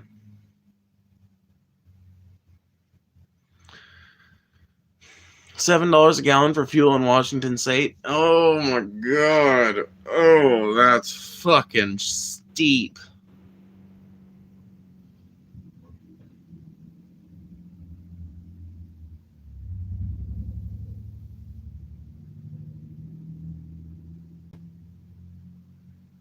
What the fuck? God, dude. The fact that Mississippi ain't got no fucking state inspections mean that, like, dude, you will see the fucking weirdest and craziest shit boxes you ever seen on the road. There are fucking a ton of vehicles driving, and it's not just Mississippi, it's Alabama, it's Tennessee, it's fucking Louisiana, it's some of these states have inspections, but all of them are looser than what you'd find in most places. And it's just like, as a result, people just be driving around in shit boxes around here, dude. Total shit boxes. Bro, you watch Candace Owens, you say a rock like her. I'm pretty sure a rock is just like supposed to be pronounced like that. Is Candace Owens from the South? And that might explain it. I don't know. There are all kinds of weird little artifacts of the Southern accent I used to like have in my speech. And every so often I'll hear myself kind of lilting into like what sounds like a Southern accent. But I don't know. It's like hard for me to discern what is like an artifact of that and what is an artifact of some friend I had a million years ago and some pronunciation I picked up from them or whatever. Iraq is the way I say it. I feel like that's not how it's supposed to be pronounced, though. Right? I feel like it's supposed to be Iraq, right? Am I wrong on this one? Joey, you would know. If Joey's in the chat, Joey will tell me. Helltown66 with the $2. Do you like death metal? No, not really. I just can't get behind it. It's Grover metal to me, man. I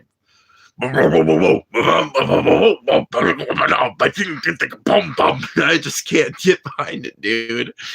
I can't. I need to be able to like get behind the lyrics to enjoy music. I don't know what the fuck death metal singers be talking about ever. I have yet to hear a death metal song that I can discern a word in. Just came back. What I miss? How the fuck do you pronounce Iraq or Iraq? I think it's Iraq. Is it Iraq or Iraq? Or is it Iraq? Like the car.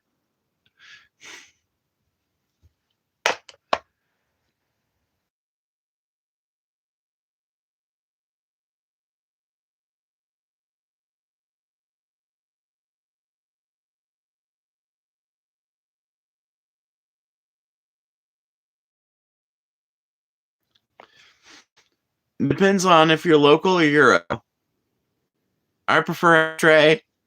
Edgy. That's edgy, Joey. That's very edgy.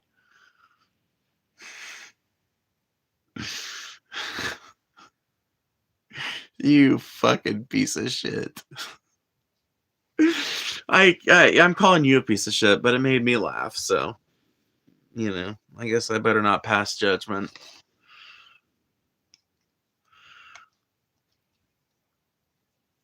If you say it 3 times fast, they appear in the mirror behind you. Iraq, Iraq, Iraq.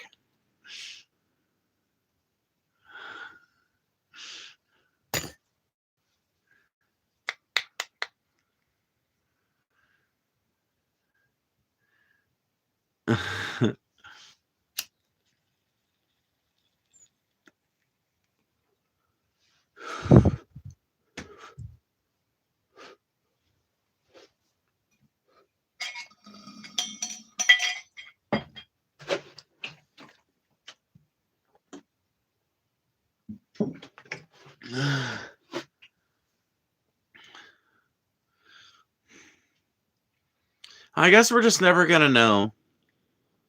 I guess Iraq is pronounced however the fuck you want to pronounce it. I didn't know that I shared something in common with Candace Owens, but no, I don't listen to Candace Owens unless I'm like recommended a clip that someone wants me to make fun of.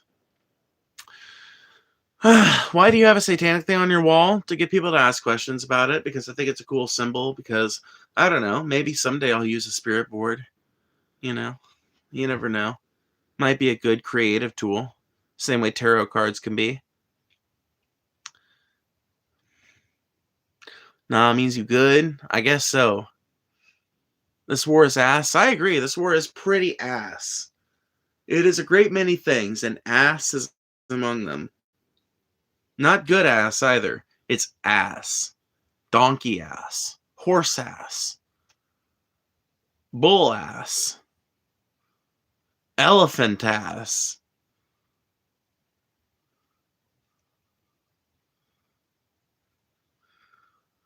You're an idiot.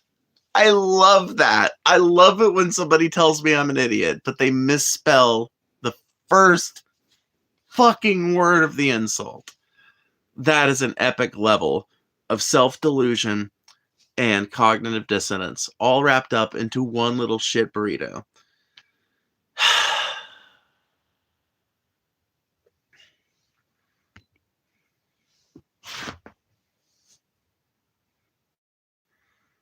Yeah, it's your, not your. Literally. So easy. I got my edgy moments, Phoebe, lol, just not a boring conservative. Yeah, exactly. That's, you know, that's what makes you such a enjoyable chatter. I mean, I like the trad cons that come in here too. They can be fun, but they can only tolerate me so much. You're like a little edgier, and as a result, you're a little cooler with like alternative lifestyles and shit like that. They, you know, very much un-Christ-like. They can't tolerate being around a sinner like me more than 5 minutes at a time. So, but no, I wish I did know how to pronounce it correctly though. Like, how would someone from the region say it? Like, do they call it Iraq, or what? Like, do they? They probably don't even call it that. They probably have some weird name for it that's something completely different.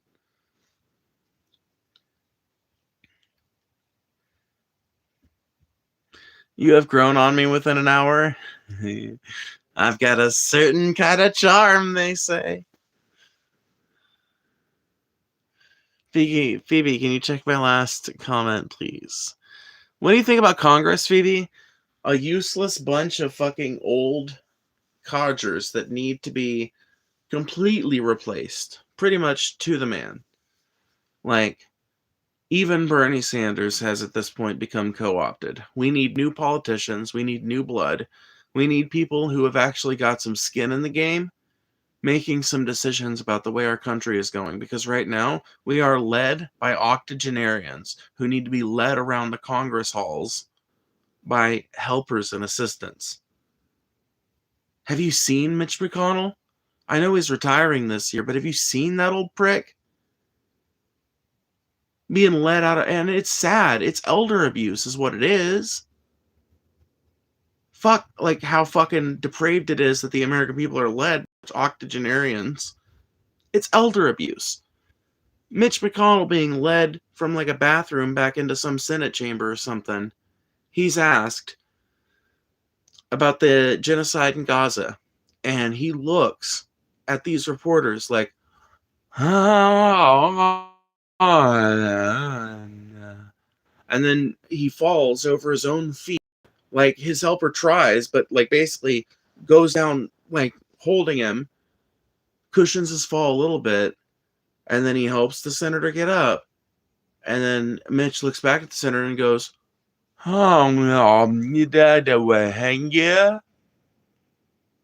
literally speaks a sentence of outright gibberish at her, and continues being led into the Congress hall. And you want to tell me that as horribly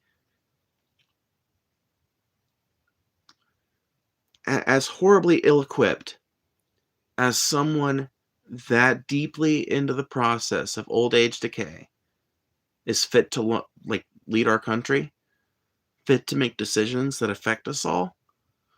No.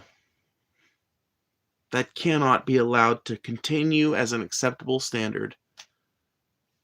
I know it hurts to hear if you're an older person, But people like 30 to 50 need to start taking over.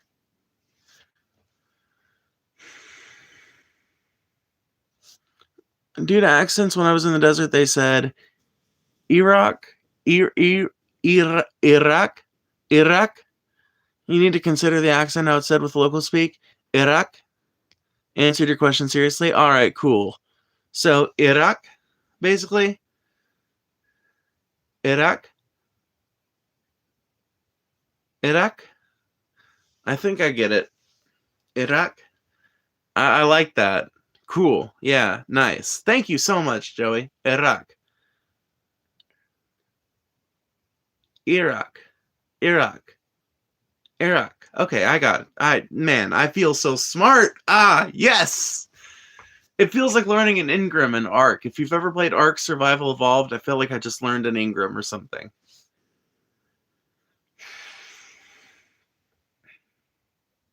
I think Mitch was trolling. I don't think he's capable of trolling anymore. That was not trolling. No, it was not. Come on now. You know better.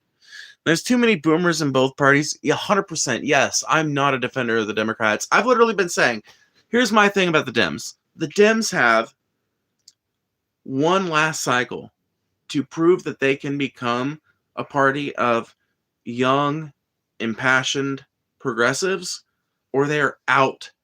And the moderates will be subsumed by the Republican Party, and the progressives will either use the guts of the old Democratic Party to create some new actually progressive Democratic Party, or what I see as being more likely, they will, all of them, move to some other currently third party option. Because right now the Democratic Party has allowed itself to become overrun with the same type of old, outdated politics that we're talking about tonight. They have allowed themselves to become bought and paid for by the same exact interests that dominate the Republican Party, and they no longer govern in the favor of people like you and I, no matter what promises they make. The Republicans and Democrats are both guilty of this, but the Dems are the only side I think we even have a remote chance of influencing, and I think that we are right now seeing a demonstration of what direction it's going to go. So I think that we as leftists, we really need to be looking at these midterms as a sign of how America feels and how the Democratic Party feels. Because I think that there is a real chance that the Democrats do win in the midterms, but win by much narrower margins than are being predicted. I think that the Republicans are going to lose in the midterms, but I don't think that the margins are going to be as wide as predicted, because I think that there are a ton of leftists who are going to be disenfranchised by the lack of support or the active undermining of more leftist and progressive candidates in the primaries. And we've already started to see some of the results of this play out.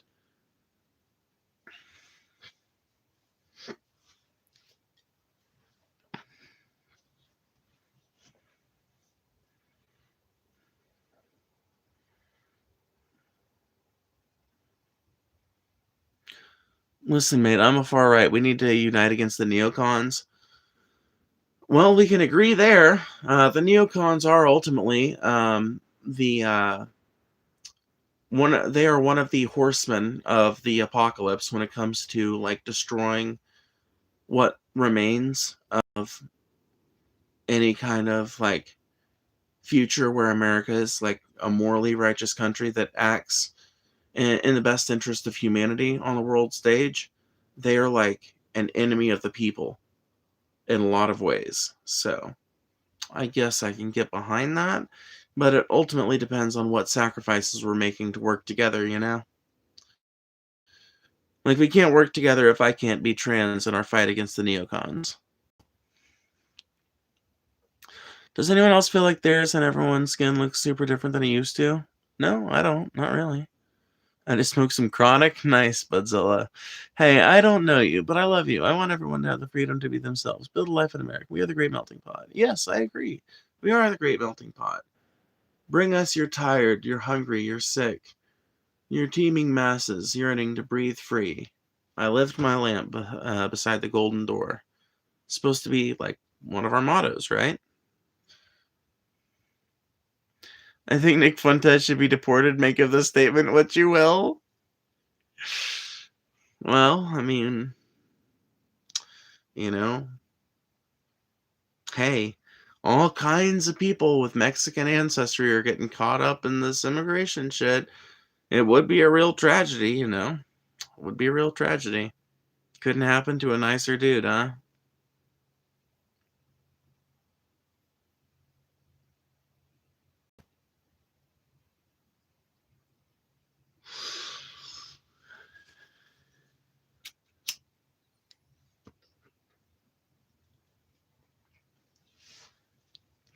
Leopards ate my face?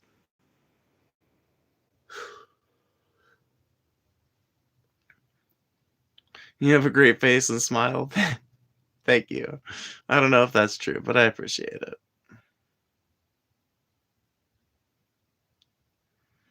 Want my funny story for this stream or another? Yeah, go ahead.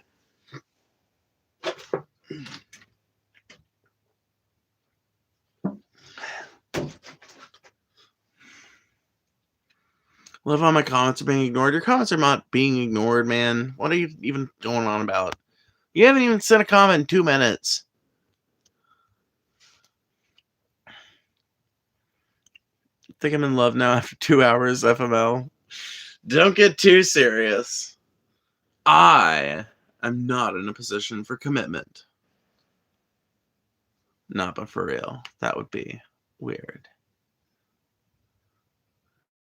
What's your birth name? Wouldn't you like to know, Weather Boy?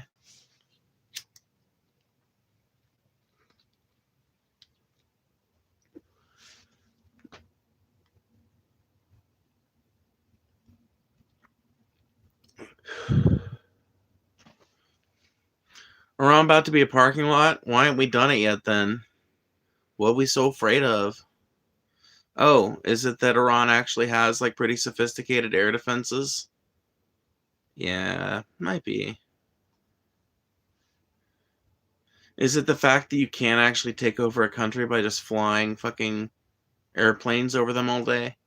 You've actually got to eventually bring some boots on the ground, establish a beachhead, and invade the country street to street, city to city, village to village. Lots of problems, lots of obstacles that stand in between us and conquering Iran.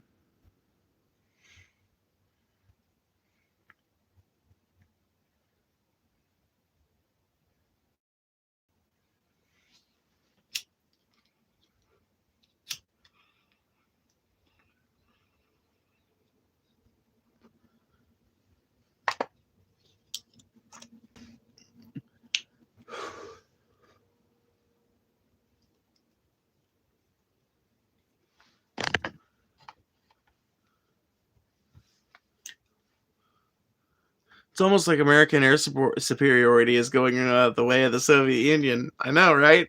Almost like. Almost like.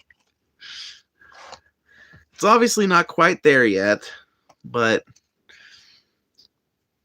it is mighty strange how they're going about this conflict, isn't it?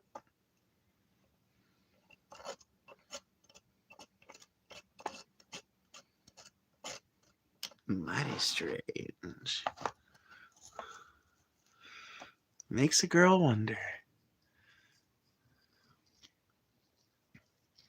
We've used about 5% of our power. Is that why we've lost 95% of our fucking interceptors? Dude, Iran is firing less drones and missiles, but more of them are getting through. Do the math on that. So they basically exhausted a lot of our interceptor defenses that were stationed all around the Middle East in the first, 4 or 5 days of the conflict. And ever since then, a lot more of the strikes have been getting through. That's why Iran was able to, speaking of one of the things Iran has been able to do recently, Iran was able to cause a massive fire and attack 2 different LNG facilities in Qatar and Saudi Arabia, I believe. So, like, the idea that Iran's military strength has been completely sapped or that they're, like, on the defensive or whatever, nope. Seems like they're still retaliating in kind, as near as I can tell.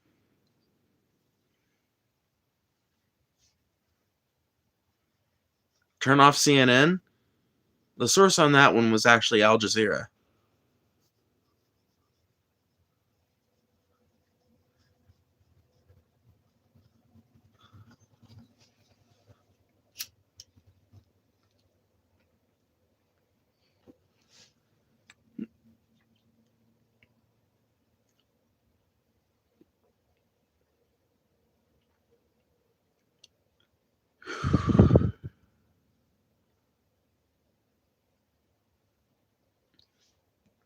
Okay, let's see here.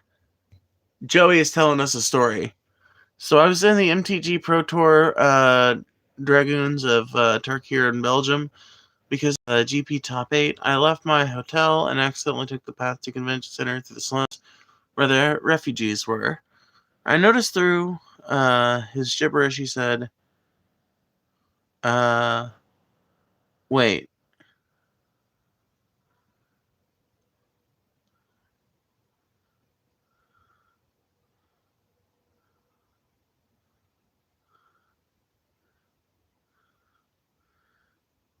I think there might be some stuff missing. We'll see, though.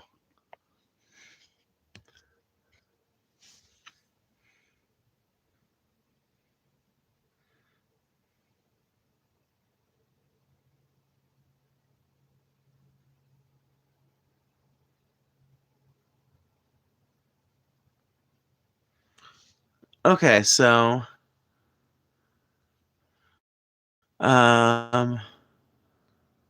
Okay, so I was in the MTG Pro Tour Dragons of Turkey and Belgium because of a GP Top 8.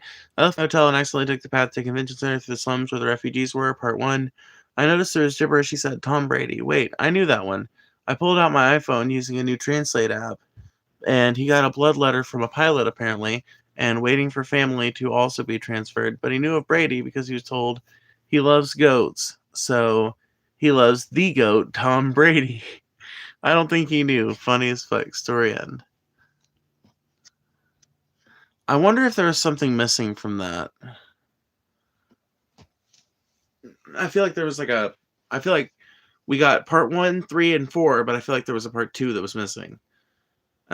Where we were introduced to this character that was speaking gibberish.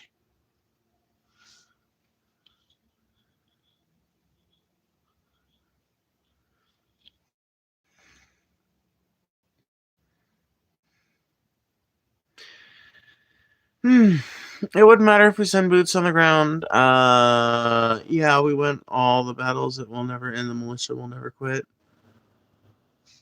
I tend to agree. Yeah, even if you did put boots on the ground, even like if you did defeat the IRGC, there's no guarantee that like you don't just create a bunch of splinter organizations.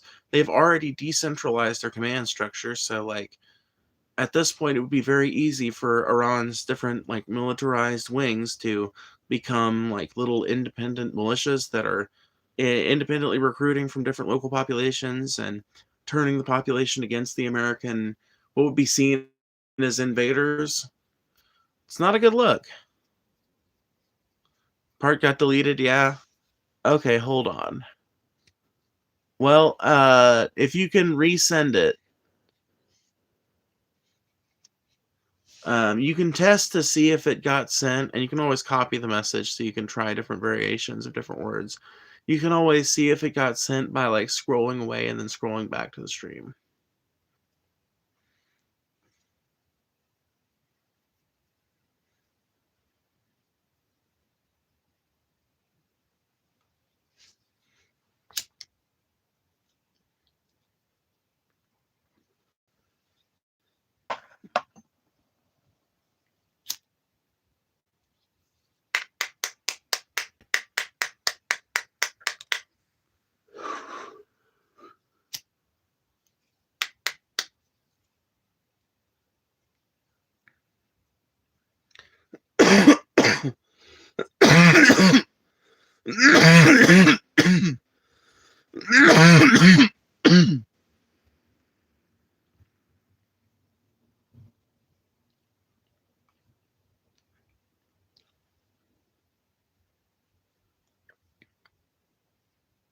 I'll try again. Middle of power cutting cable here at work. Oh, you're fine. You're fine. I wait you on bated breath. What the fuck is this thing on my screen? Don't be complaining at me because you blew a booger on your screen. Just wipe it off and go about your business.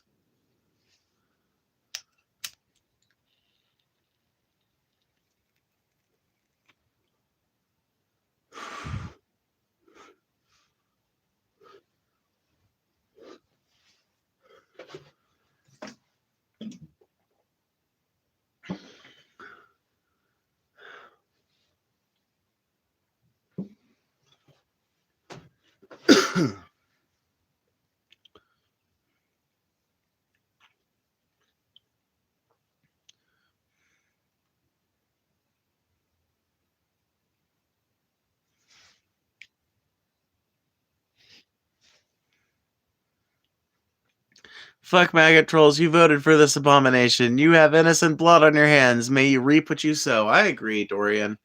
100% agree. There are few people that are willing to accept the sheer amount of destruction on their hands, but there's lots of people who need to be held to account for the political movement that they've helped to support. Lots of people who've helped make sure that the Trump administration is as shitty as it is.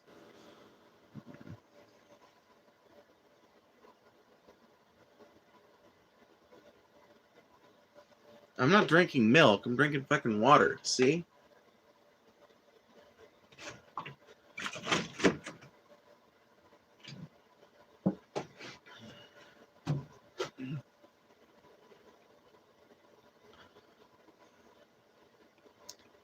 What the fuck do you think it is, bitch?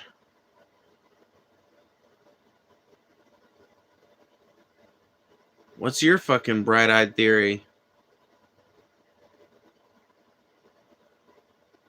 I see you store in that plastic jug. What? I'm sorry, I'm not retarded enough to translate that into English. Can you help me out?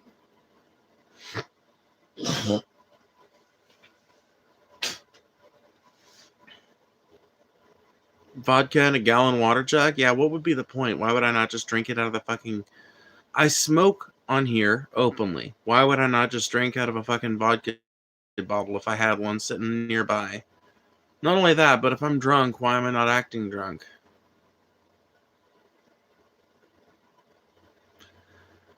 Hello, Alyssa. Bright-eyed hello. Ay, ay, ay, ay. Ow. Oh, no.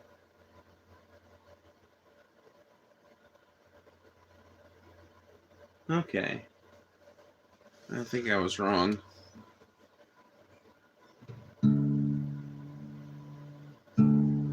Where did my damn tuner go? Get over here, you.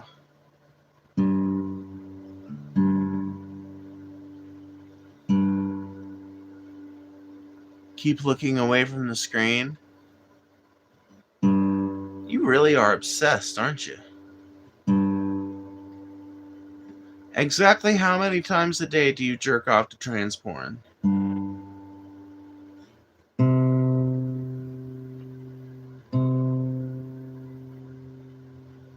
Like you, I'm unemployed. I wouldn't know what that's like. I work for myself.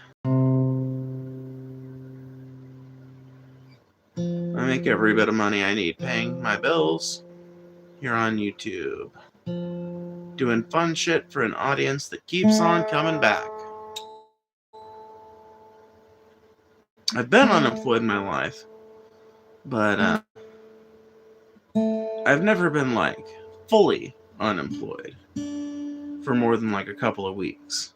Like when I was living in my van, I was like unemployed in the sense that I didn't like have a traditional source of income or traditional bills to pay, I wouldn't call busking a job necessarily. I do think it's a sort of public service. I do think it's work of a kind, but to call it a job, I think, is a bit grandiose.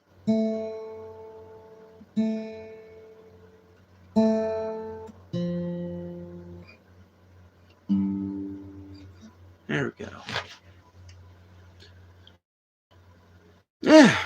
Does it really pay enough? Thought about it before, but never happened.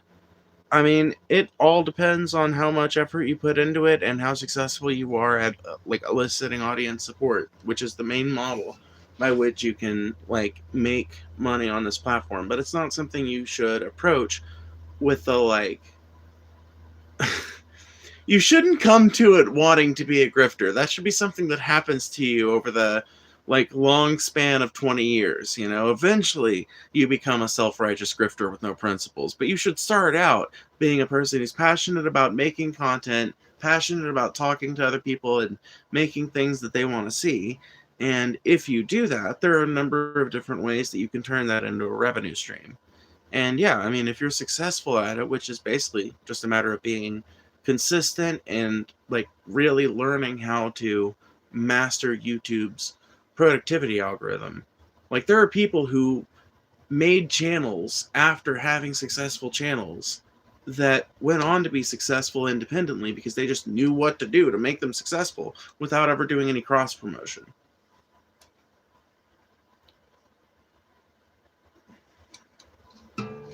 So like if you put in the effort and you learn how to fucking game the systems and make your content appealing to a number of algorithms and get some cross appeal going. There's all kinds of things that go into it. But yeah, like you can. Obviously, it pays some people's bills. Look at fucking Mr. Beast and Apple and Kyle Kalinske and fucking everybody else. Like, there are probably way more people like me on this platform that aren't making that much on YouTube, between 500 to 1,000 a month, but there are a few people on this platform who are outright rich off the money that they make with it.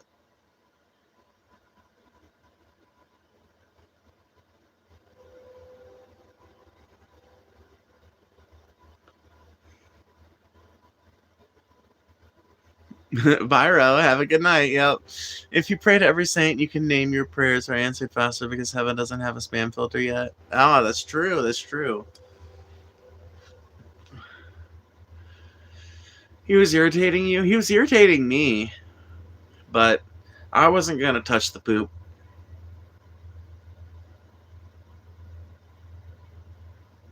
These soft mods banning people for calling them trans leftists. Isn't that what y'all are? I don't think they got banned for calling them trans leftists. I think they got banned for being an annoying stick in the mud for the last hour. Literally, Ro has been in here talking nothing but dog shit the whole time they've been in here. They've had nothing constructive or useful to add. It's not like that one incident was like, oh, now that's a line too far. It's just like an ongoing pattern of behavior that's clearly not going to change.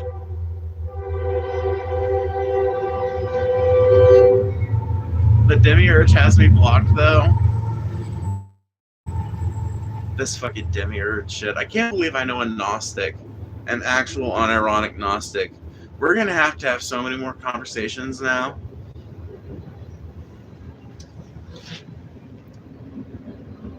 Train.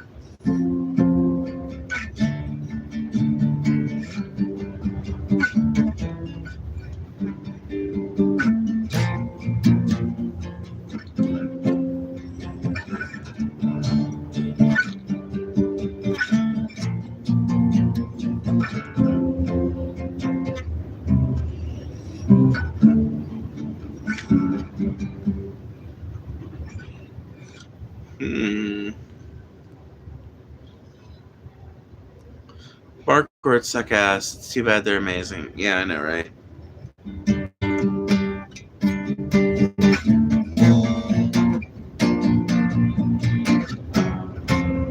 Name it.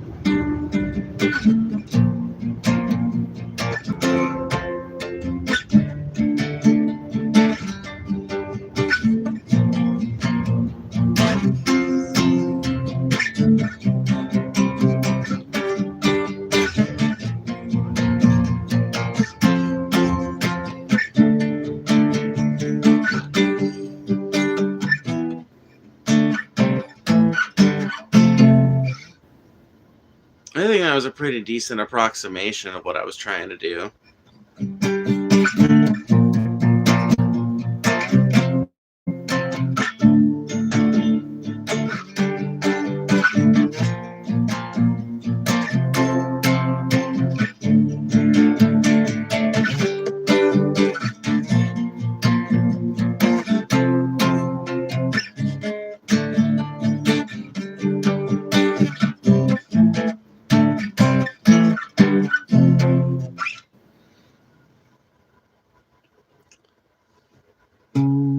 I'm here to have a discussion. Isn't that the point of this life? Yeah. I mean, like, in theory, yes. We play music. We have discussions. We do lots of stuff.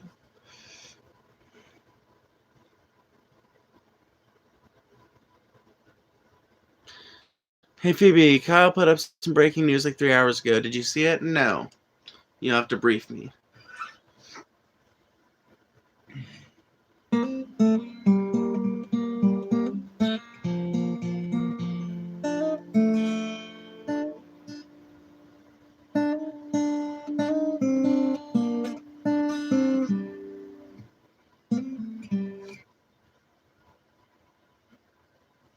Trump panics and breaks with Israel? No, okay. I think I know what this is about, and I feel like he's fucking exaggerating. All he said was that Israel's not gonna attack, but Israel doesn't give a fuck what the president said, or says, or anything else. There are all kinds of news stories coming out about what Joe Biden supposedly had to say about Netanyahu, and even public statements that, and none of it, like, what did any of it amount to, ultimately? So, I'll believe it when I see it. Why does Kyle do this, lol? Because he fucking likes to he likes to skim the algorithm, man. Can't blame him, it's a good content strategy. He does it for the same reason that I put the breaking news of the fucking day in my titles. But he often does, like, overstate the case in a lot of cases. He is, like, Kyle is what I would call kind of an alarmist, a little bit. I'm not saying I'm completely nothing ever happens pilled, but if you listen to Kyle Kalinski's fucking content and genuinely believed every word of it, you would believe that disaster is right around the fucking corner, 24 hours of the day.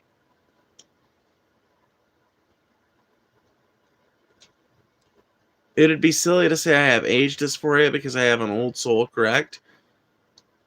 It might be silly, but it also might be, like, understandable on some level. Ultimately, it depends on what you want to justify with that, like, like, what do you want to justify on the basis of your age dysphoria? If you want to justify you dressing differently, I think that's perfectly fine. Maybe you've got age dysphoria, so you actually feel like a grandma even though you're, like, in your 20s, so you choose to dress in, like, a more, like, traditionalist and kind of conservative method of dress or something. How does that affect my life? I might even find it kind of quaint or charming in a way.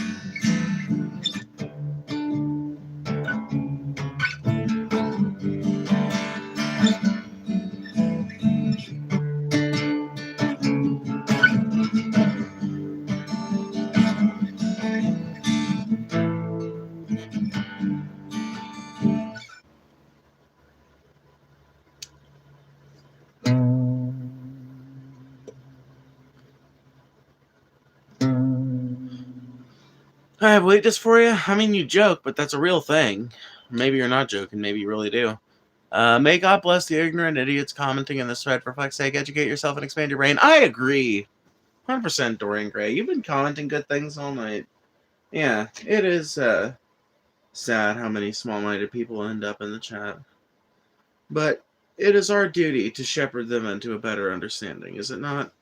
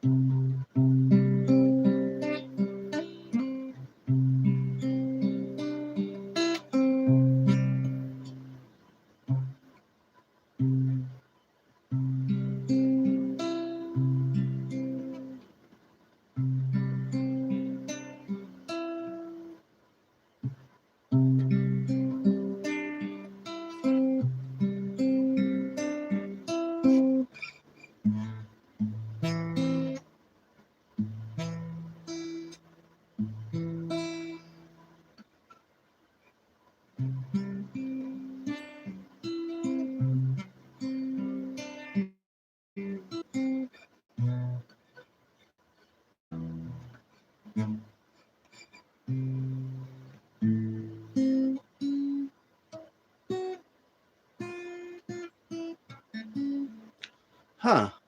Why am I having so much trouble remembering this?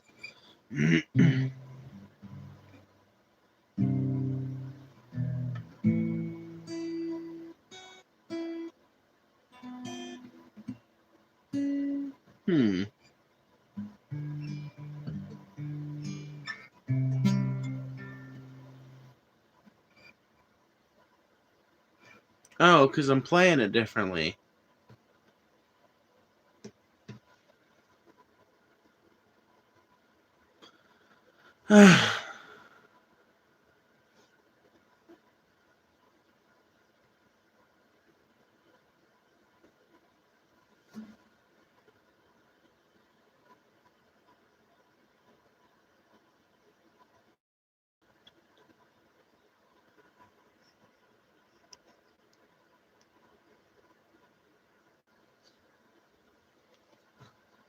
Anyway. Oh. I reckon I'm going to get off here. We're planning on doing the call-in show that I was supposed to do today, tomorrow, 6 p.m. CST to 10 p.m. CST. Hopefully, God willing, I will be able to make that this time. I just forgot I had appointments and shit today. So, with that being said, I'm going to go ahead and get out of here. Thank you guys for hanging out. I will see you guys tomorrow.